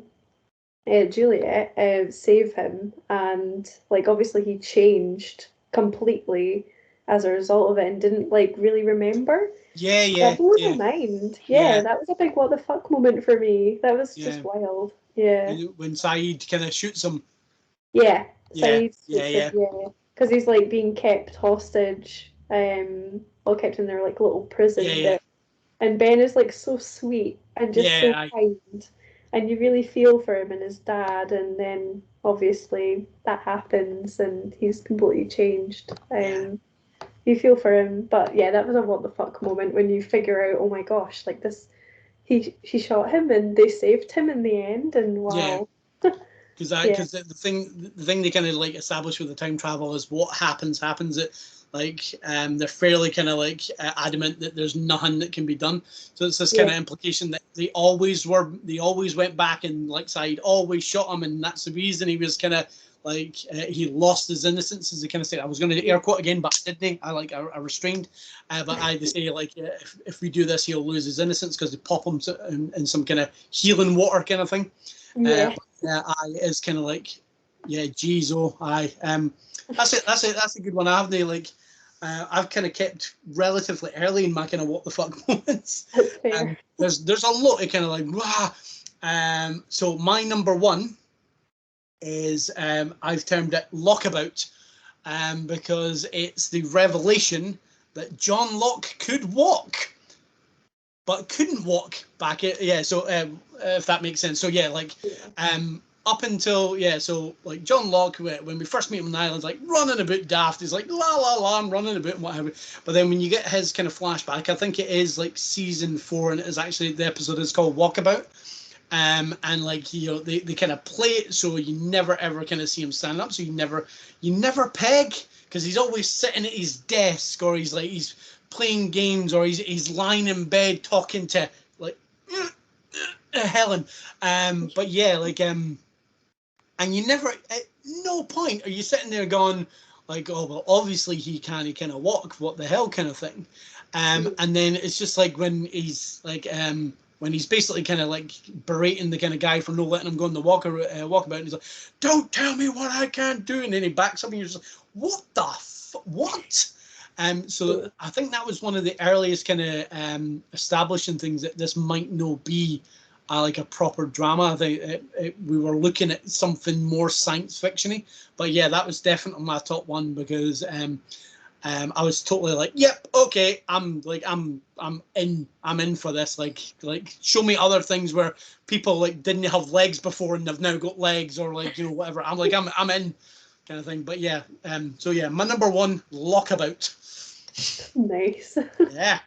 My my number one is the like the man in the shed, like in the house that would like appear and everything's dark inside. And maybe it's because it's a few months since I've watched Lost itself. I've kind of lost I can't quite remember like the explanation about it, if I'm honest right now, but I just find that very what the fuck, and that really creeped me out. And like obviously Locke eventually goes and chats to them and they don't speak to Ben anymore because Ben used to always talk to them. Ah, yeah, right, okay. Yeah, that like totally was a what the fuck for me because it felt like it came from completely like left field and freaked me out a bit. So the man in the shed was a what the fuck for me. Whenever they would appear, I'd just be like, what is going on? What's happening here? That was the biggest puzzle for me, I think. Yeah. The kind of cabin in the woods type thing. Yeah, no, like, yeah, Yeah. aye, because that's about the point they established this kind of all-knowing kind of leader of the island. And then it kind of transpires that like they start kind of playing it as if like, oh, like maybe this kind of Jacob person's completely and utterly made up and what have you. Yeah. And then it turns out that that's not quite what's going on there. Again, I think a Yeah. rewatch will definitely help with that Yeah. because obviously the like who ends up kind of being in the cabin when he talks to him and he's like you have to leave the island and stuff like that. Like it's like, but yeah, no, absolutely. Righty ho. So we're not talking for a billion years. Yes. Yeah. I'm maybe kind of Exactly. thinking that. So I'm thinking what we kind of might do for at least a couple of the next ones is, or at least, so I'll probably kind of say seasons next. And what I'll kind of, but I'll probably kind of do this a little bit more of a quicker countdown, and That's then kind of cool. talk more about the season I like the most, and then you can kind of do the same if you want. So, in order of kind of seasons, so starting at number 6, I have season 6 is my kind of least liked season. Like I don't totally dislike it. It's just it's at my 6. For number 5, I've got season 4. For the fourth one, I've got season 5 because I really like the time travel aspect, and like I say that. At season 3, sorry, number 3, I've got season 3. At season number 2, I've got season 1. And my favourite season, without a doubt, still is definitely season 2, without a shadow of a doubt. So just to kind of elaborate a bit more on why that is. So season 2, as I say, kind of firmly, basically kind of planted both feet in the ground, like, I'm sci-fi, I'm sci-fi, I'm sci-fi, I'm sci-fi. So you're just like, cool. But like so many elements. So you get introduced to Desmond. I love Desmond. You get introduced to the like the hatch and like the fact I've got to push this button. You get introduced to the Dharma Initiative and these kind of like these cryptic kind of videos about like, you know, like what they need to do, and then they find some extra footage and then they're gonna splice the footage in and we get a wee bit more. Just like the way that season is played out and kind of drip fed, and the character development and the story development and everything about, like, to this day, like as I say, it's always my favorite. Like I don't think that it goes downhill afterwards. I just think that season 2 sets the bar so high for me that it's really, really kind of hard to actually kind of like lower that bar any to kind of get to that level again. I'd say probably season 3 and 4 probably season 3 and 5 probably come relatively close. But I'm just like season 2, like as I say, I'm totally in. I like the fact like you've got the people on the other end of the island, which they actually kind of try and kind of play as others at first, and so you get introduced to Echo and Anna Lucia and Bernard and Libby and like and just like how that kind of went down. And you see the fact that they they were in the tail section. You've got the what's it called? I just get into brain freeze. You got Desmond turning the key. I love you, Penny, as the music kind of swells and everything goes purple, and just like you got Ben being introduced, like his whole performance through it, like everything about season 2, I absolutely love. Like there's no middle ground. There's no better season for me than season 2, and that is why it's my number 1. Awesome. So my number 6 is season 3. Okay. Number 5 is season 6. Okay. Number 4 is season 5. Mm-hmm. Number 3 is season 4. Number 2 is season 2. And number 1 is season 1. I know. There's so much about season 2 that's awesome, as you've clearly very well described. But I just think like season 1 is so iconic, and I think that it and of itself really sets up for a fantastic show, a fantastic set of 6 seasons. I just think that's a really good foundation layer that they've got there. They establish the main kind of group of characters really, really well, and all the mystery with like Russo is really cool and really fun. And obviously the pilot, I think we've spoken about that quite a lot. The pilot is awesome. And we like get, some of like the earlier on dramas that are maybe easily forgettable in the grand scheme of things, like when Jack gets like buried and stuff and people have to help him out and stuff like that. And obviously the episode with the golfing in it, like, iconic. All the stuff with like Kate's like the detective that's bringing Kate back over, and like all the moral dilemmas of like Sawyer taking all the like antibiotics and stuff like that. There's just some really fundamental like stuff going on in season 1 that I really enjoy. All the seasons have a really good element, so it's really hard to like get them in an order, but I think season 1's gonna have to be my number 1. No, I mean, I totally get that. As I say, it does kind of lay the foundations really well. It draws you in, but I think it's kind of like, like season 1's kind of like, like, okay, we're just gonna show you some wee bits and bobs, and season 2's like, no, we're gonna strut. That's kind of how I see it. Like, it's just like, that makes sense. Yeah. Like, come in. We're gonna give you some hugs. This is Lost season 1. Hi, there we go. And then season 2's like, ha ha ha. That's I think that's why season 2 is such a kind of like thing for me. Plus, I love telling this story, but like annoyingly, so through I'm an avid non-spoiler. So like, see if I've seen a film in the cinema and what have you, I'll actively try and not talk about when I'm walking out the cinema, or if I'm on a bus, in case if I say something and somebody overhears and they've not seen it. That's the kind of level of non-spoiler I am. The only time I know I'm sweet. The only time I really kind of went against that is, so obviously you kind of missed this, but like when season 1 first came out, it was this huge fucking thing.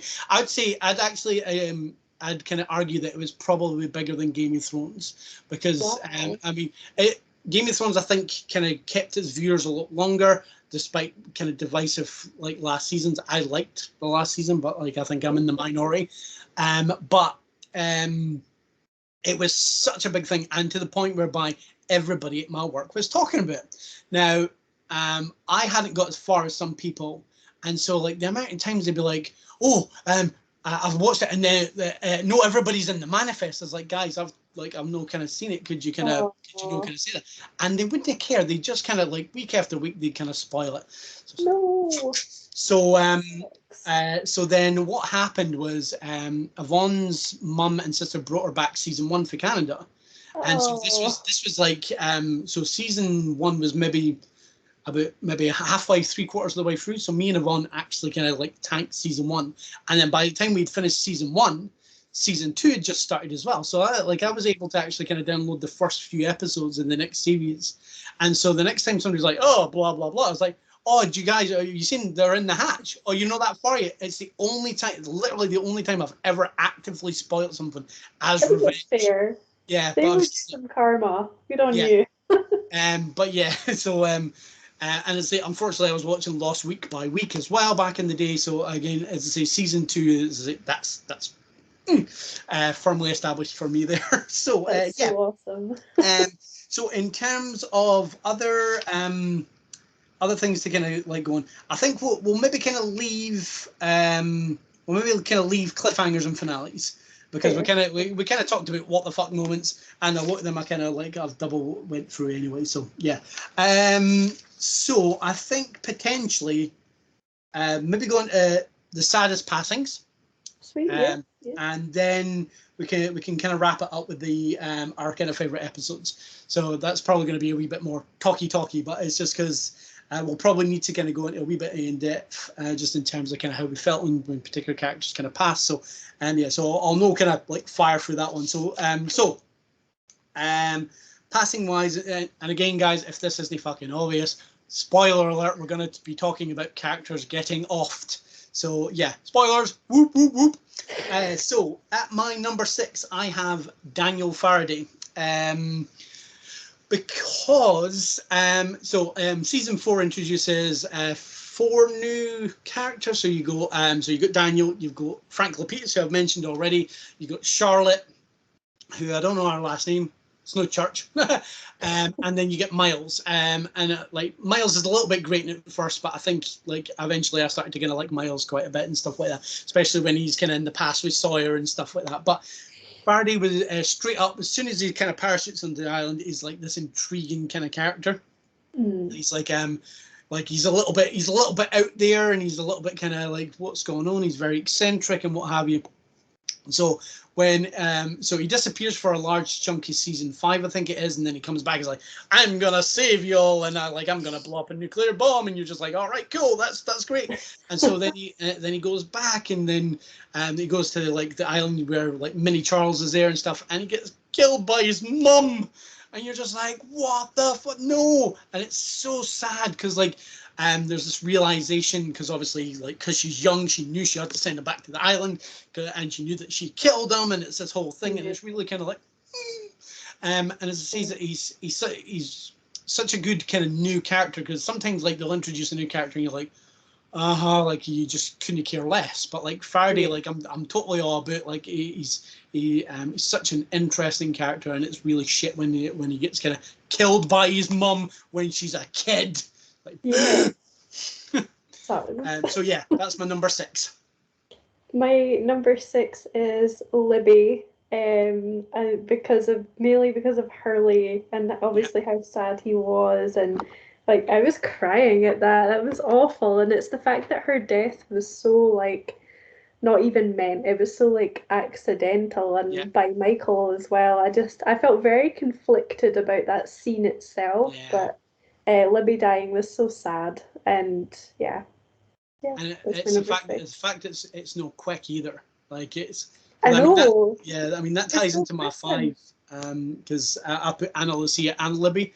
Again, it's maybe kind of like linked to the kind of like what the fuck. It's quite sad when Anna Lucia dies, but like I'll cop to like what you're saying as well. Like Libby gone is so much more gutting, because it's a like she doesn't go instantly.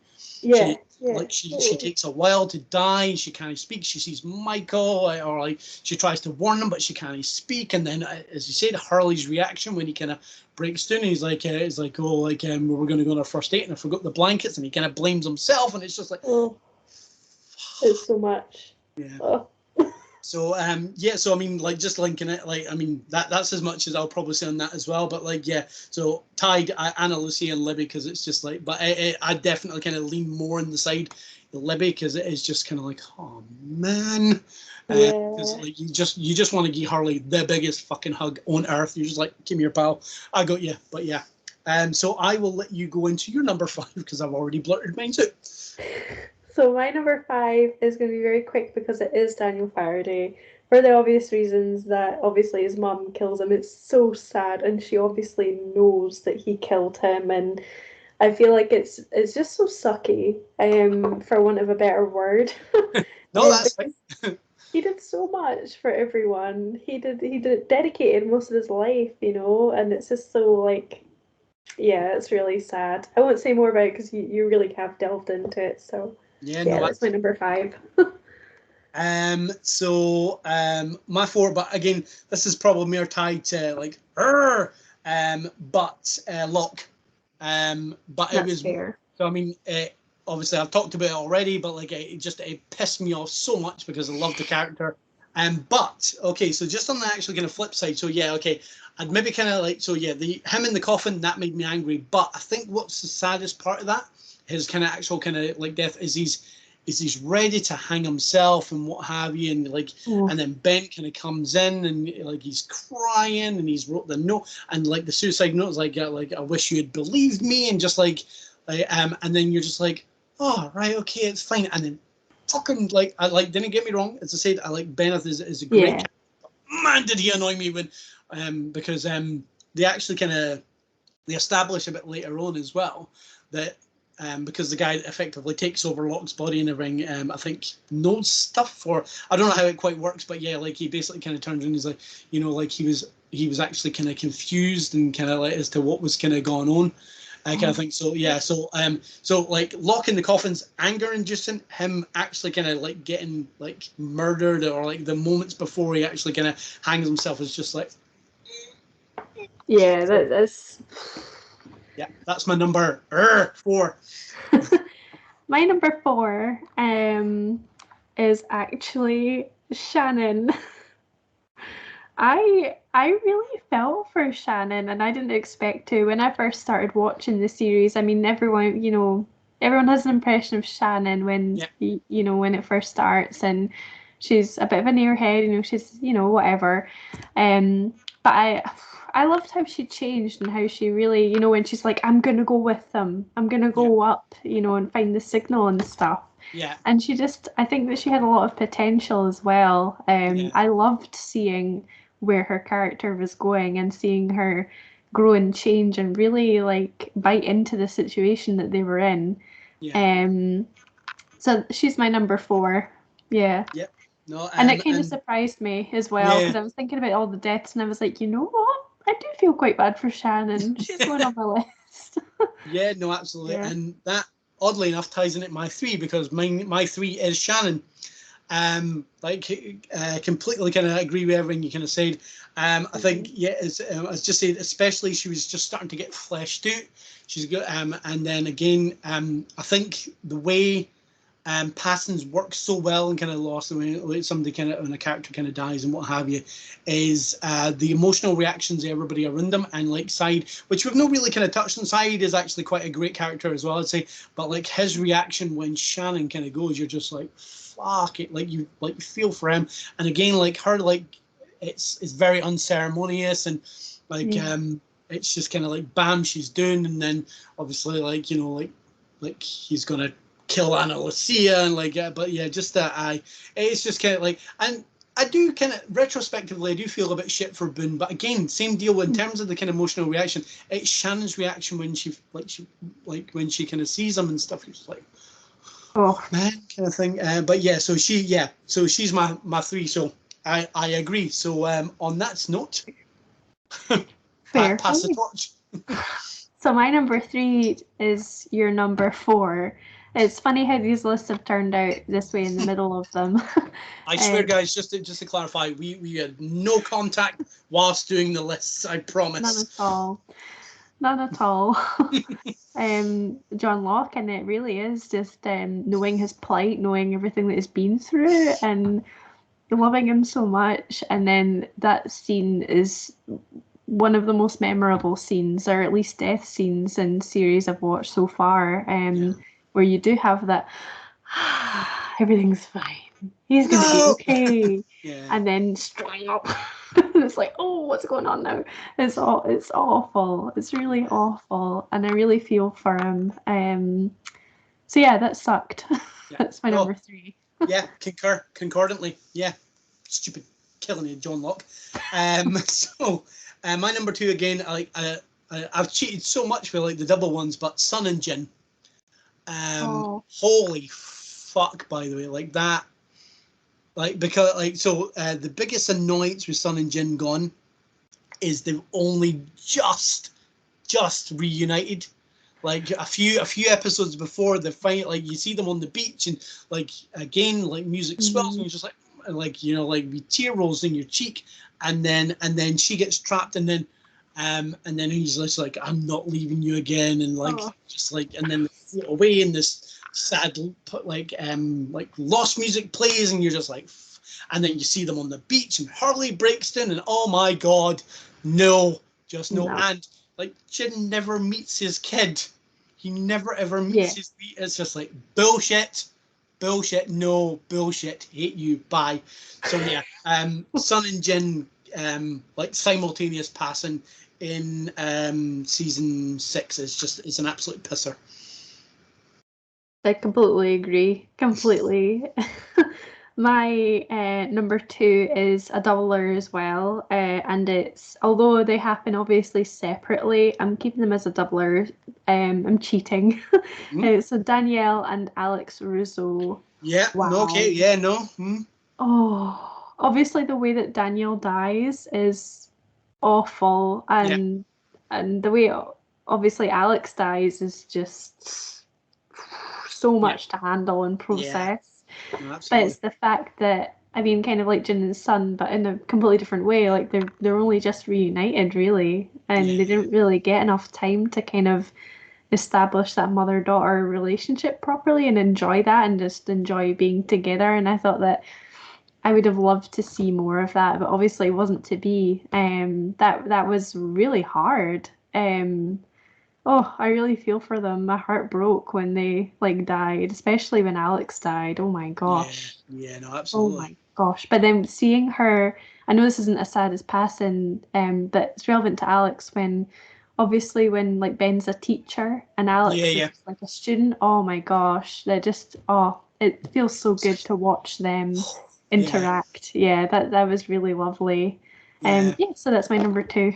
Yeah, no, I'd like I'd kind of it's so because Danielle and kind of obviously Carl go really kind of quick. It's like boom boom kind of thing. But it's just her all like pretty much pleading, and like Ben's kind of like Blaine calls the boys bluff. He's just like, you know, it's like, oh, just tell her she doesn't matter to me. So because obviously like the thinking is like, oh, maybe he's saying that because he doesn't actually care about her, but no, it's because he's trying to protect her, and then it just kind of is just like. Fuck yeah, like I'd agree with that. So yeah, I've not got any kind of sad mentions on my side of things. There's probably a lot more kind of passes I could have mentioned, but my number 1 is not Penny's boat himself, Charlie, because that's fair. Yeah. Jeez, like so. I think my aunt's actually just kind of watching through Lost now as well. And she wasn't kind of as broken about Charlie kind of gone as I was, and I was just like, man, like, but it's fucking like, you know, like, because you actually think that maybe, because again, like obviously just leading up to this, like Desmond's he's getting these flashes of kind of Charlie getting killed, and he's saving him. He's basically kind of like altering in the course of the kind of future, but this is the one that he's like, well, you definitely kind of have to get, like, I definitely have to let you die. But then there's there's almost that glimmer. You're just kind of like, oh, right, okay, maybe everything's cool and stuff and blah, and then obviously, hi, I'm a psychopathic Russian with one eye, and here's a grenade, boom, kind of thing. You're just like, prick. I know. But yeah, it's just sad, again, sad lost music swells up as he's in there, and like again, like he uses his last moments to basically kind of warn Desmond it's not Penny's boat, and it's just a kind of like an emotional nut punch, because you're just like, you sons of bitches, I can't believe you done that. But yeah, and because like I think he was one of the biggest actors they had in the time, because he was fresh off Lord of the Rings, because like Lost came out in 2004, and obviously Return of the King was 2003. So like he's probably one of the biggest people in it, and for them to actually kind of like basically kind of off him. Although again, like they could have just kind of just straight up killed him. The fact that they actually kind of like had him along for that whole series. And like obviously, like I like the fact that he would kind of cameo every once in a while after it, like he'd appear and he'd like, hi Harley, and Harley's like, fuck you, you're dead. It's like, but yeah, so yeah, Charlie's my number 1, because it was just like, you sons of bitches. I think that's a good one, to be honest. Yeah. My number one is your number two, and again, we did not talk about these lists before. My number one is definitely Jin and Sun. Oh my gosh, like you've covered it. You know, it's really sad. He doesn't get to meet his baby, and after not being reunited for ages, and you just want them to be together, and you're really like, oh my god, you know, and they finally get together, and then they pass away at least together. I don't know if that makes it a bit better. Probably, I don't know, but yeah, yeah, that really sucked. And Oh, absolutely. I was gutted. Yeah, because like again, there are two characters you want to make it to the end as well. Especially as it says, they've got this kind of kid. They've had this kind of split relationship. She spends a couple of seasons trying to get back to him, and she finds out he's still alive, and then it's just like, oh, bastards. But yeah. And then again, just kind of like talking about the emotional reaction of the other characters, like when they all break down on the beach, Jack, kind of Kate and Hurley especially, like it's just absolutely kind of heart wrenching. You're just like, oh my god. But yeah, so yeah, let's lighten the mood. So I think probably the last thing we should probably talk about, if you're kind of cool with that, is we'll probably kind of just chat about our favorite episodes. This one was probably the hardest for me. Like character wise, if you look at my notes, like I've basically kind of go boom, boom, boom. It's all like, but like I've got a separate page essentially kind of like linked to all the different kind of episodes. I was like, this one, that one, this one, kind of thing. So yeah, so my top six. So my number six is the very last episode, the end. Again, I think a lot of people that I know that kind of essentially stuck with Lost right until the end, effectively didn't didn't kind of like the ending. Like it's one of these things, endings of TV shows like are really divisive. Like some folks will just be like, no, I'm not into this at all, and blah, and so on and so forth. I think in terms of kind of emotional weight and stuff like that, and just the scene where they're on the church, and again the score kicks in, and what have you, I'm just kind of like, yeah, that is like I'm totally kind of all over that. So just kind of like probably I'll probably kind of talk about is the kind of ending, because like a lot of people like and again, hopefully this doesn't spoil your rewatch, but the amount of people like actually kind of had to kind of correct somebody in like one of my former offices as well.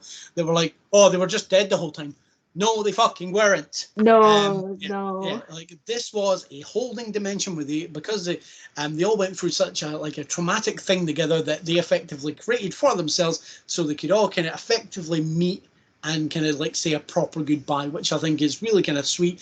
I like the fact that I like the fact that the way they realizes it's tied to like an emotional impact, like obviously like Sun and Jin kind of like it's the realization about the baby, and then like the kiss, and then John like it's when his legs kind of kick back in, and like it's all these things that are kind of tied in, and just that kind of moment where they effectively all say goodbye at the church, and Jack, as always, is as obstinate as he's been for the entire series, is like, no, but the scene where Charlie kind of sees Claire and kind of Kate, and then he doesn't kind of twig, but you remember because they were all there at the time, and then she kisses him, and then like you get the wee kind of like the flashes, and he's just like kind of thing. It's just, yeah, I actually thought it was a really emotional send off.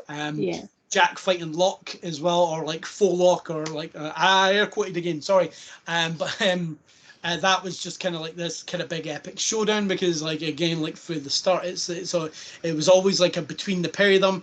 It would have been better if it wasn't actual kind of like it was actually kind of Locke, but like that kind of smackdown, and it's a really kind of dirty fight, and I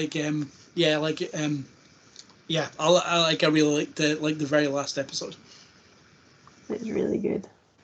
Yeah. Awesome. To you. My number six is He's Our You, which I've kind of already touched on, which is the one where we find out about Benjamin's backstory, and he gets shot and saved as well.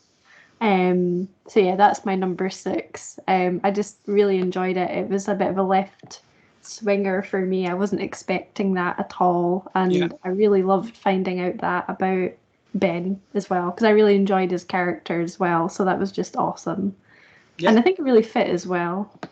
No, absolutely. Yeah. Cool. So my number 5 is A Tale of Two Cities, which is the season 3 opener. I don't know how many of these are finales and openers, but I've already touched on the bang and opening with the plane splitting and stuff. But again, it's the episode that introduces Juliet. It's we get a wee bit more backstory about the others. Um, there's the polar bear cages, and you get a wee bit more about Ben. And excuse me. Yeah, I just as I say, I love a lot of kind of like as I say, season 2 almost like is a single episode for me in that I love that season too much. But I've no actually cheated with that. But yeah, Tale of Two Cities again for the opening that establishes Juliet. We get backstory on the others. We get backstory. Says the kind of that whole revelation as well that that they've got access to the outside world, and he shows Jack like an episode or so like a current sports game that's gone on and stuff like that. It's just kind of like yeah kind of thing. But yeah, Tale of Two Cities, my 5th favorite episode. Uh, my 5th favorite episode was I'm a little bit annoyed because I was trying to Google there because I can't remember his name, but there's a Dharma Initiative guy with one eye with Oh the yeah, accent. Yeah, and Mikhail. yeah. I love the episode where they go there and it's like obviously like filled with like explosives and stuff like that, and there's like the computer Yeah, and they're like playing the game, like Locke sitting playing the game and stuff. I just found that episode really good. It was a bit different. Again, it fit in with everything. But I just really like that. And I really like Mikhail. I thought he was a really funny character as well. He was just a bit insane. yeah. Yeah. I like that one. No, yeah, that's absolutely cool. My number 4 is the pilot.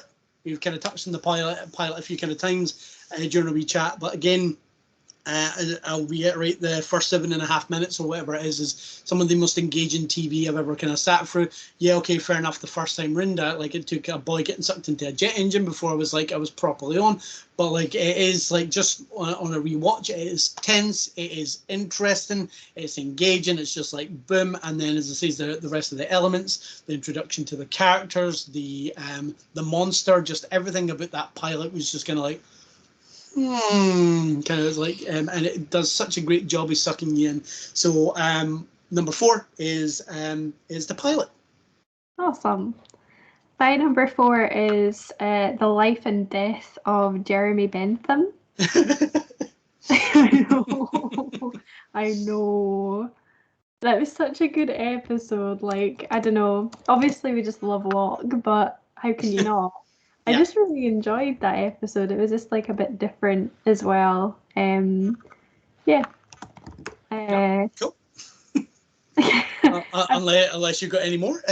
no, I've kind of done these like episode ones a bit quicker. There's like 2 that I can go into more detail about, but Cool. other than that, they're sucky. I'm sorry. No, that's absolutely fine. I can waffle for the both of us. So there might be, I think the next 2 are cheats because, my number 3 is Live Together, Die Alone, which is actually is a 2-parter and it's the season 2 finale. I've already obviously touched on how much season 2 is just like is my jam, but yeah, just that kind of like that end episode. So you got like Jack, Hurley, Sawyer, and Kate essentially trekking to the other end of the island to go and get Walt because Michael's like, I'm totally cool. But then obviously you like just before they kind of like they go, Saeed's like, oh by the way, like Michael's been turned and stuff. So like and so like he doesn't give him the loaded gun and it's this whole thing. But then obviously at the same time you got Locke in his crisis of faith. He's like, I'm not pushing the button anymore. Fuck that button. That button's a dick. But then Echo's still pushing the button, and so then obviously they find Desmond on the boat. Pretty sure it's at the end of the first part, and so then they go and get pissed Desmond, and then He's like, oh, what did one snowman say to the other snowman brother? Like, smells like carrots. She's like, hey. But then obviously, like, they kind of hatch the plan that they're not going to obviously kind of like push the button and stuff. And then, oh my god, like, I probably should have actually put this down for one of my kind of like holy fuck moments. But the bit where like they're looking at the printers and he's like, I think I crashed your plane, brother. And you're just like, fucking what? And then obviously it kind of flashes back. You see him obviously not being able to push the button in time, and then obviously like the magnetic thing's obviously kind of like hooked onto the plane, and it's just like, ah! And then he's obviously like, we need to push the button, and then they smash the thing, and then that's when he turns like that whole finale. She's like, I don't know why that's not my number one. Although, yeah, I do know why it's not my number one, but it's like it's really high up the chain. But yeah, it's just an absolute kind of belter, a two-parter, as I say. Like, I think finales pretty much should just count as a single episode. So if you've got any finales, like, I'm totally fine with that. But yes, that is my number 3. That was a really good number 3. My number 3 is actually the pilot. I know you've had that already. It's fine. I really love it. I just think that it really gripped me. It was really different. It's probably the best pilot I've watched ever. I'm just trying to run through pilots I really enjoyed, but I think it probably is my favourite pilot from any show. It sets out to be a bit different as well, even though it's a two-parter, which is a lot to ask for a pilot. Yeah. But they really delivered with that, and yeah. I think it's a really solid episode or 2. Cool. No, that's absolutely cool. The pilot, yeah, we both agree is engaging. I mean, I think 9 times out of 10, the pilot episode in most TV shows will be like an hour and a half, or an hour and 20 minutes and some change kind of thing. So, but yeah, I've not actually cheated with this one. I thought I did, but I didn't. So my second favourite episode is the season 2 opener, which is Man of Science, Man of Faith. Mainly because they just blew the fucking hatch open, and I'm like, I want in that hatch. I want to go into that hatch. I want to see what's going on in that hatch. I've spent an entire season watching them dig that hatch up. I want in the hatch. So and then I think this is the episode where it really kind of firmly establishes like the double sides of the coin with Jack and kind of Locke as well, because because this is when Jack's like, I'm not pushing the button, screw you, kind of thing.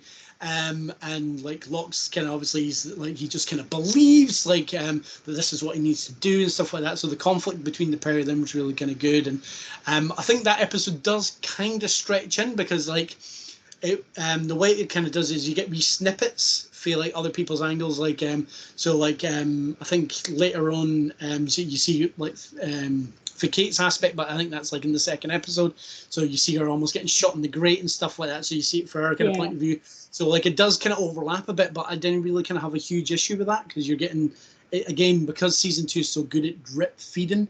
I think that's a really kind of good kind of precursor to that, because it's kind of like, right, we're just gonna we'll give you wee bits of the story, and again, Desmond's introduced in that kind of opener as well, because again, as I said, you find him running up the stairs, and then you see him in the hatch. He's like, "Oh, blow his head off, brother!" And you're just like, "It's the bloke that they were running with." Ah, fuck. So yeah, season 2, episode 1, Man of Science, Man of Faith, is my second favorite episode. Awesome. So my second favorite,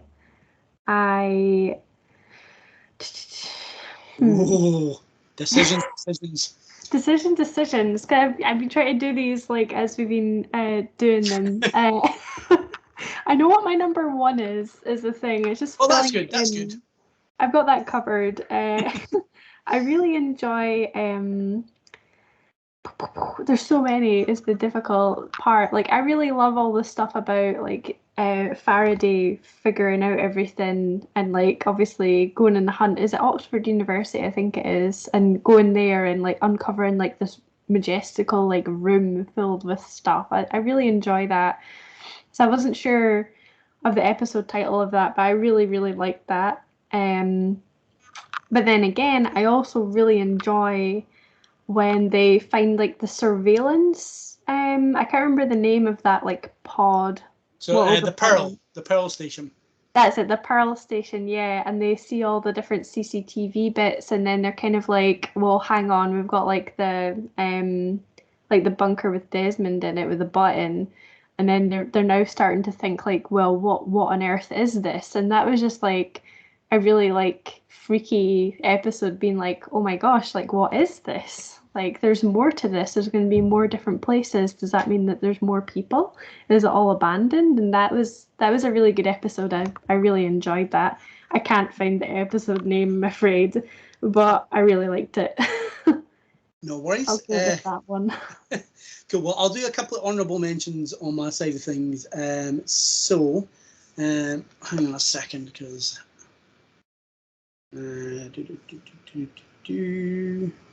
so one of them I think is the one where they can establish who Ben is. So that's kind of there. Lockdown is the episode where, not obviously very apt, but it's the one where Locke gets trapped under the metal door. Oh God, yeah. Yeah, and then like the kind of like the black light kicks in and you see the thing, and that's definitely Through the Looking Glass. So it's the season 3 finale because of Not Penny's boat and stuff, and I've also mentioned Expose as well, because I've kind of said that. I can't find the bloody episode. I've actually got the list up behind me. I'm just having a wee scan through, but I can't remember if it's in season 3 or 4. I think it might be 3, whereby they find the old cabbaged van. Oh, that one's so Harley, good. Sawyer, Charlie, and Jen. And again, I think this is like it's very kind of like it's very filler. It's very filler. But I love it because like I love the interactions between them and stuff like that, and like the fact that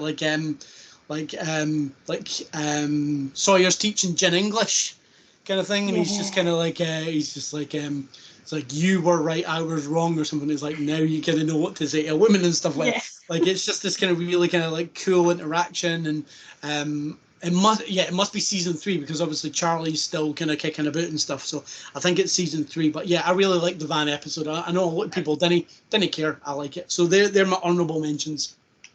Awesome. Well, I guess my number one is controversial, but I'm really happy you had it as your 6, which is the final episode. Oh, seriously, I was all about it. And I was super duper surprised, being fresh eyes on it all, obviously, that people didn't really like it and people felt very divided about it. I thought that it was the best direction they could have gone to tie up the show. I'm very enthusiastic about the ending, and I know that I'm in the minority with that. I thought it was amazing. And even when Ben refuses to go inside, I think that really tells about the depth of him as a character, and it really speaks volumes about how he feels about all of the very controversial things that he did to try and protect the island. And obviously the wholesome part is that him and Hurley, and I like to imagine Vincent too, were left to help out on the island and protect it and stuff like that. I love that Ben was a part of that, and Hurley obviously as well. But I think it really spoke volumes about Ben that he stayed behind and to reflect about things more. And I think that was the right decision for that character too. I think the fact that they made a point of that made sense. And he'd been through the shit show of a life. Really, he'd been through so much. I really enjoyed it thoroughly. I was really worried, super worried about the ending because there was so much controversy about it, and I'd been not slogging, that's a bad word, but like running through all these seasons and really enjoying the characters, and I was so super duper nervous in the last couple of episodes that I watched them over the course of a week. I think I watched one every other day, and eventually I got to it and I was like, okay, how are they going to mess it up? And then it was perfect. I really enjoyed it, the way that they all congregate together. And I know that you went into it before in detail as well about how people, they came to remember everything. They were like, okay, it's time, and they go in, and I thought it was amazing, and the best way they could have ended it. I don't like that people say that they were dead the whole time. I don't understand how people can think that. Everyone's entitled to their opinion, but I just find that very far-fetched. They've obviously not picked up like properly, because I've kind of explained it. Like, it's, as I say, I kind of, I think it is, it's a holding dimension. It's kind of like, you know, like, we went for the shit, we kind of want to say bye to each other. And like, you know, as far-fetched or convoluted as you might kind of think that is, it actually gets sweet. It's a nice send-off. I kind of, also, again, it does that last thing where it's still subverting, because obviously when season 6 hits and we're getting what was effective, because we had flashbacks, flash forwards, and this was affectionately called the Flash Sideways, because it was a little bit like, what the fuck, like, how are they on the plane? And why is Desmond on the same plane as kind of Jack? Why is Ben a school teacher? Why is kind of Locke, like, you know, working with? And again, it kept you guessing. So like, I love the Flash Sideways, and as I say, and as I say, the revelation of how they actually kind of how they kind of effectively broke the spell, I think was like really sweet. It was a nice wee kind of callback to like the rest of the series and stuff like that. Absolutely. And another thing that I really enjoyed is, like, obviously so many people have been through so much individually, and obviously couples got split up, and seeing everyone together, even if they're like in the background, because obviously it only really focuses on 2, 3 people at the end, obviously Ben and Harley, and but you see everyone in the background, and it's just really nice. Yeah, it's no, just absolutely. really nice. I also love the fact that Desmond is the linchpin for a lot of it as well, because like, he's the one that can't technically Charlie, because Charlie's like, he's the one that's kind of like, you know, like, I've seen love, but like, he doesn't kind of quite kind of grasp it, and then obviously he kind of plunges kind of Desmond into the thing, and like, and then Charlie's like, puts his hand in the glass, and he's just like, it's not Penny's boat. But that's when he snaps. But then I love the fact that like, for the rest of that series, he's the kind of guy, he's basically like, you know, the Willy Wonka. He's like, he's gone round, he's like, right, I'm gonna make that person love that person and what have you. And it's just like, it's a lot of people hate it. I didn't care. I loved the whole series start to finish, but I loved the finale. Cool. Do you have anything more before I kind of like, I waffle onto my last one? No. Are you absolutely sure? Because I do not wish to cut you off. No, that is okay. That is okay. I am done. Cool. So my favorite episode of all time, and I think this is widely regarded as the best episode of Lost of all time, and I kind of like, I totally get it. So it's it's an episode for season 4, and it's called The Constant. And it's Desmond heavy, shock and or horror, but it's the one where like, he goes on to they didn't quite keep the bearing when they're kind of heading the boat, and he starts like flashing all over the place. He kind of like, so like, he pictures himself back when he's in his army days and stuff like that, and like, he's broken up with Penny, and it's just again, like, you think that they're maybe gearing up to kind of like kill him off and stuff like that, but it's such an intriguing episode. It's the best use of the kind of flashback, because like, unlike obviously everybody else, when they kind of flashback, he's self-aware, he's actually traveling in time, and so he's inhabiting his body, and then you see kind of Charlie like outside kind of what's it called, Widmore's kind of place, because like, he goes up to Widmore's office, is like, where the hell's Penny? I want to kind of speak to Penny. He's like, oh, fuck you, pal, you know who's speaking, like how it always kind of went with him. And then he obviously like, he phones Penny. He's like look, in this many years and stuff like that, I'm gonna phone you, you need to be there, you need to pick up, because obviously like, he needs that kind of link. And obviously like, Faraday's been kind of talking to him all the way through it, and he's like, you know, like, you need to find that one thing that's constant in this kind of universe, like this kind of place where you are at the moment, and where you're kind of flashing back to, and obviously his constant is Penny. And just that like, and just the kind of moment where he finally kind of reaches her on the phone, and like, again, music swells up and everything, just like, everything about that episode is just so insanely engaging, and it's genuinely like, I see why it makes the top list for so many kind of people, because it is absolutely kind of enthralling. It's beautiful, it's lovely, it's and it's Desmond, so like all hail Desmond. But yeah, the concept, as far as I'm concerned, is the best episode of Lost. That's a very honourable one. That's awesome. Yeah. Now that you say that, I'm like, yeah, that episode is awesome. Why didn't I remember that? Come on. I'm taking it back. I'm taking it back. Right. So at this point, we've been chatting for almost 2.5 hours. Wow. So we're probably going to knock it on the head if you're okay, unless you've got any other things you'd like to discuss. I think that's a really good kind of stopping off point as far as I'm concerned.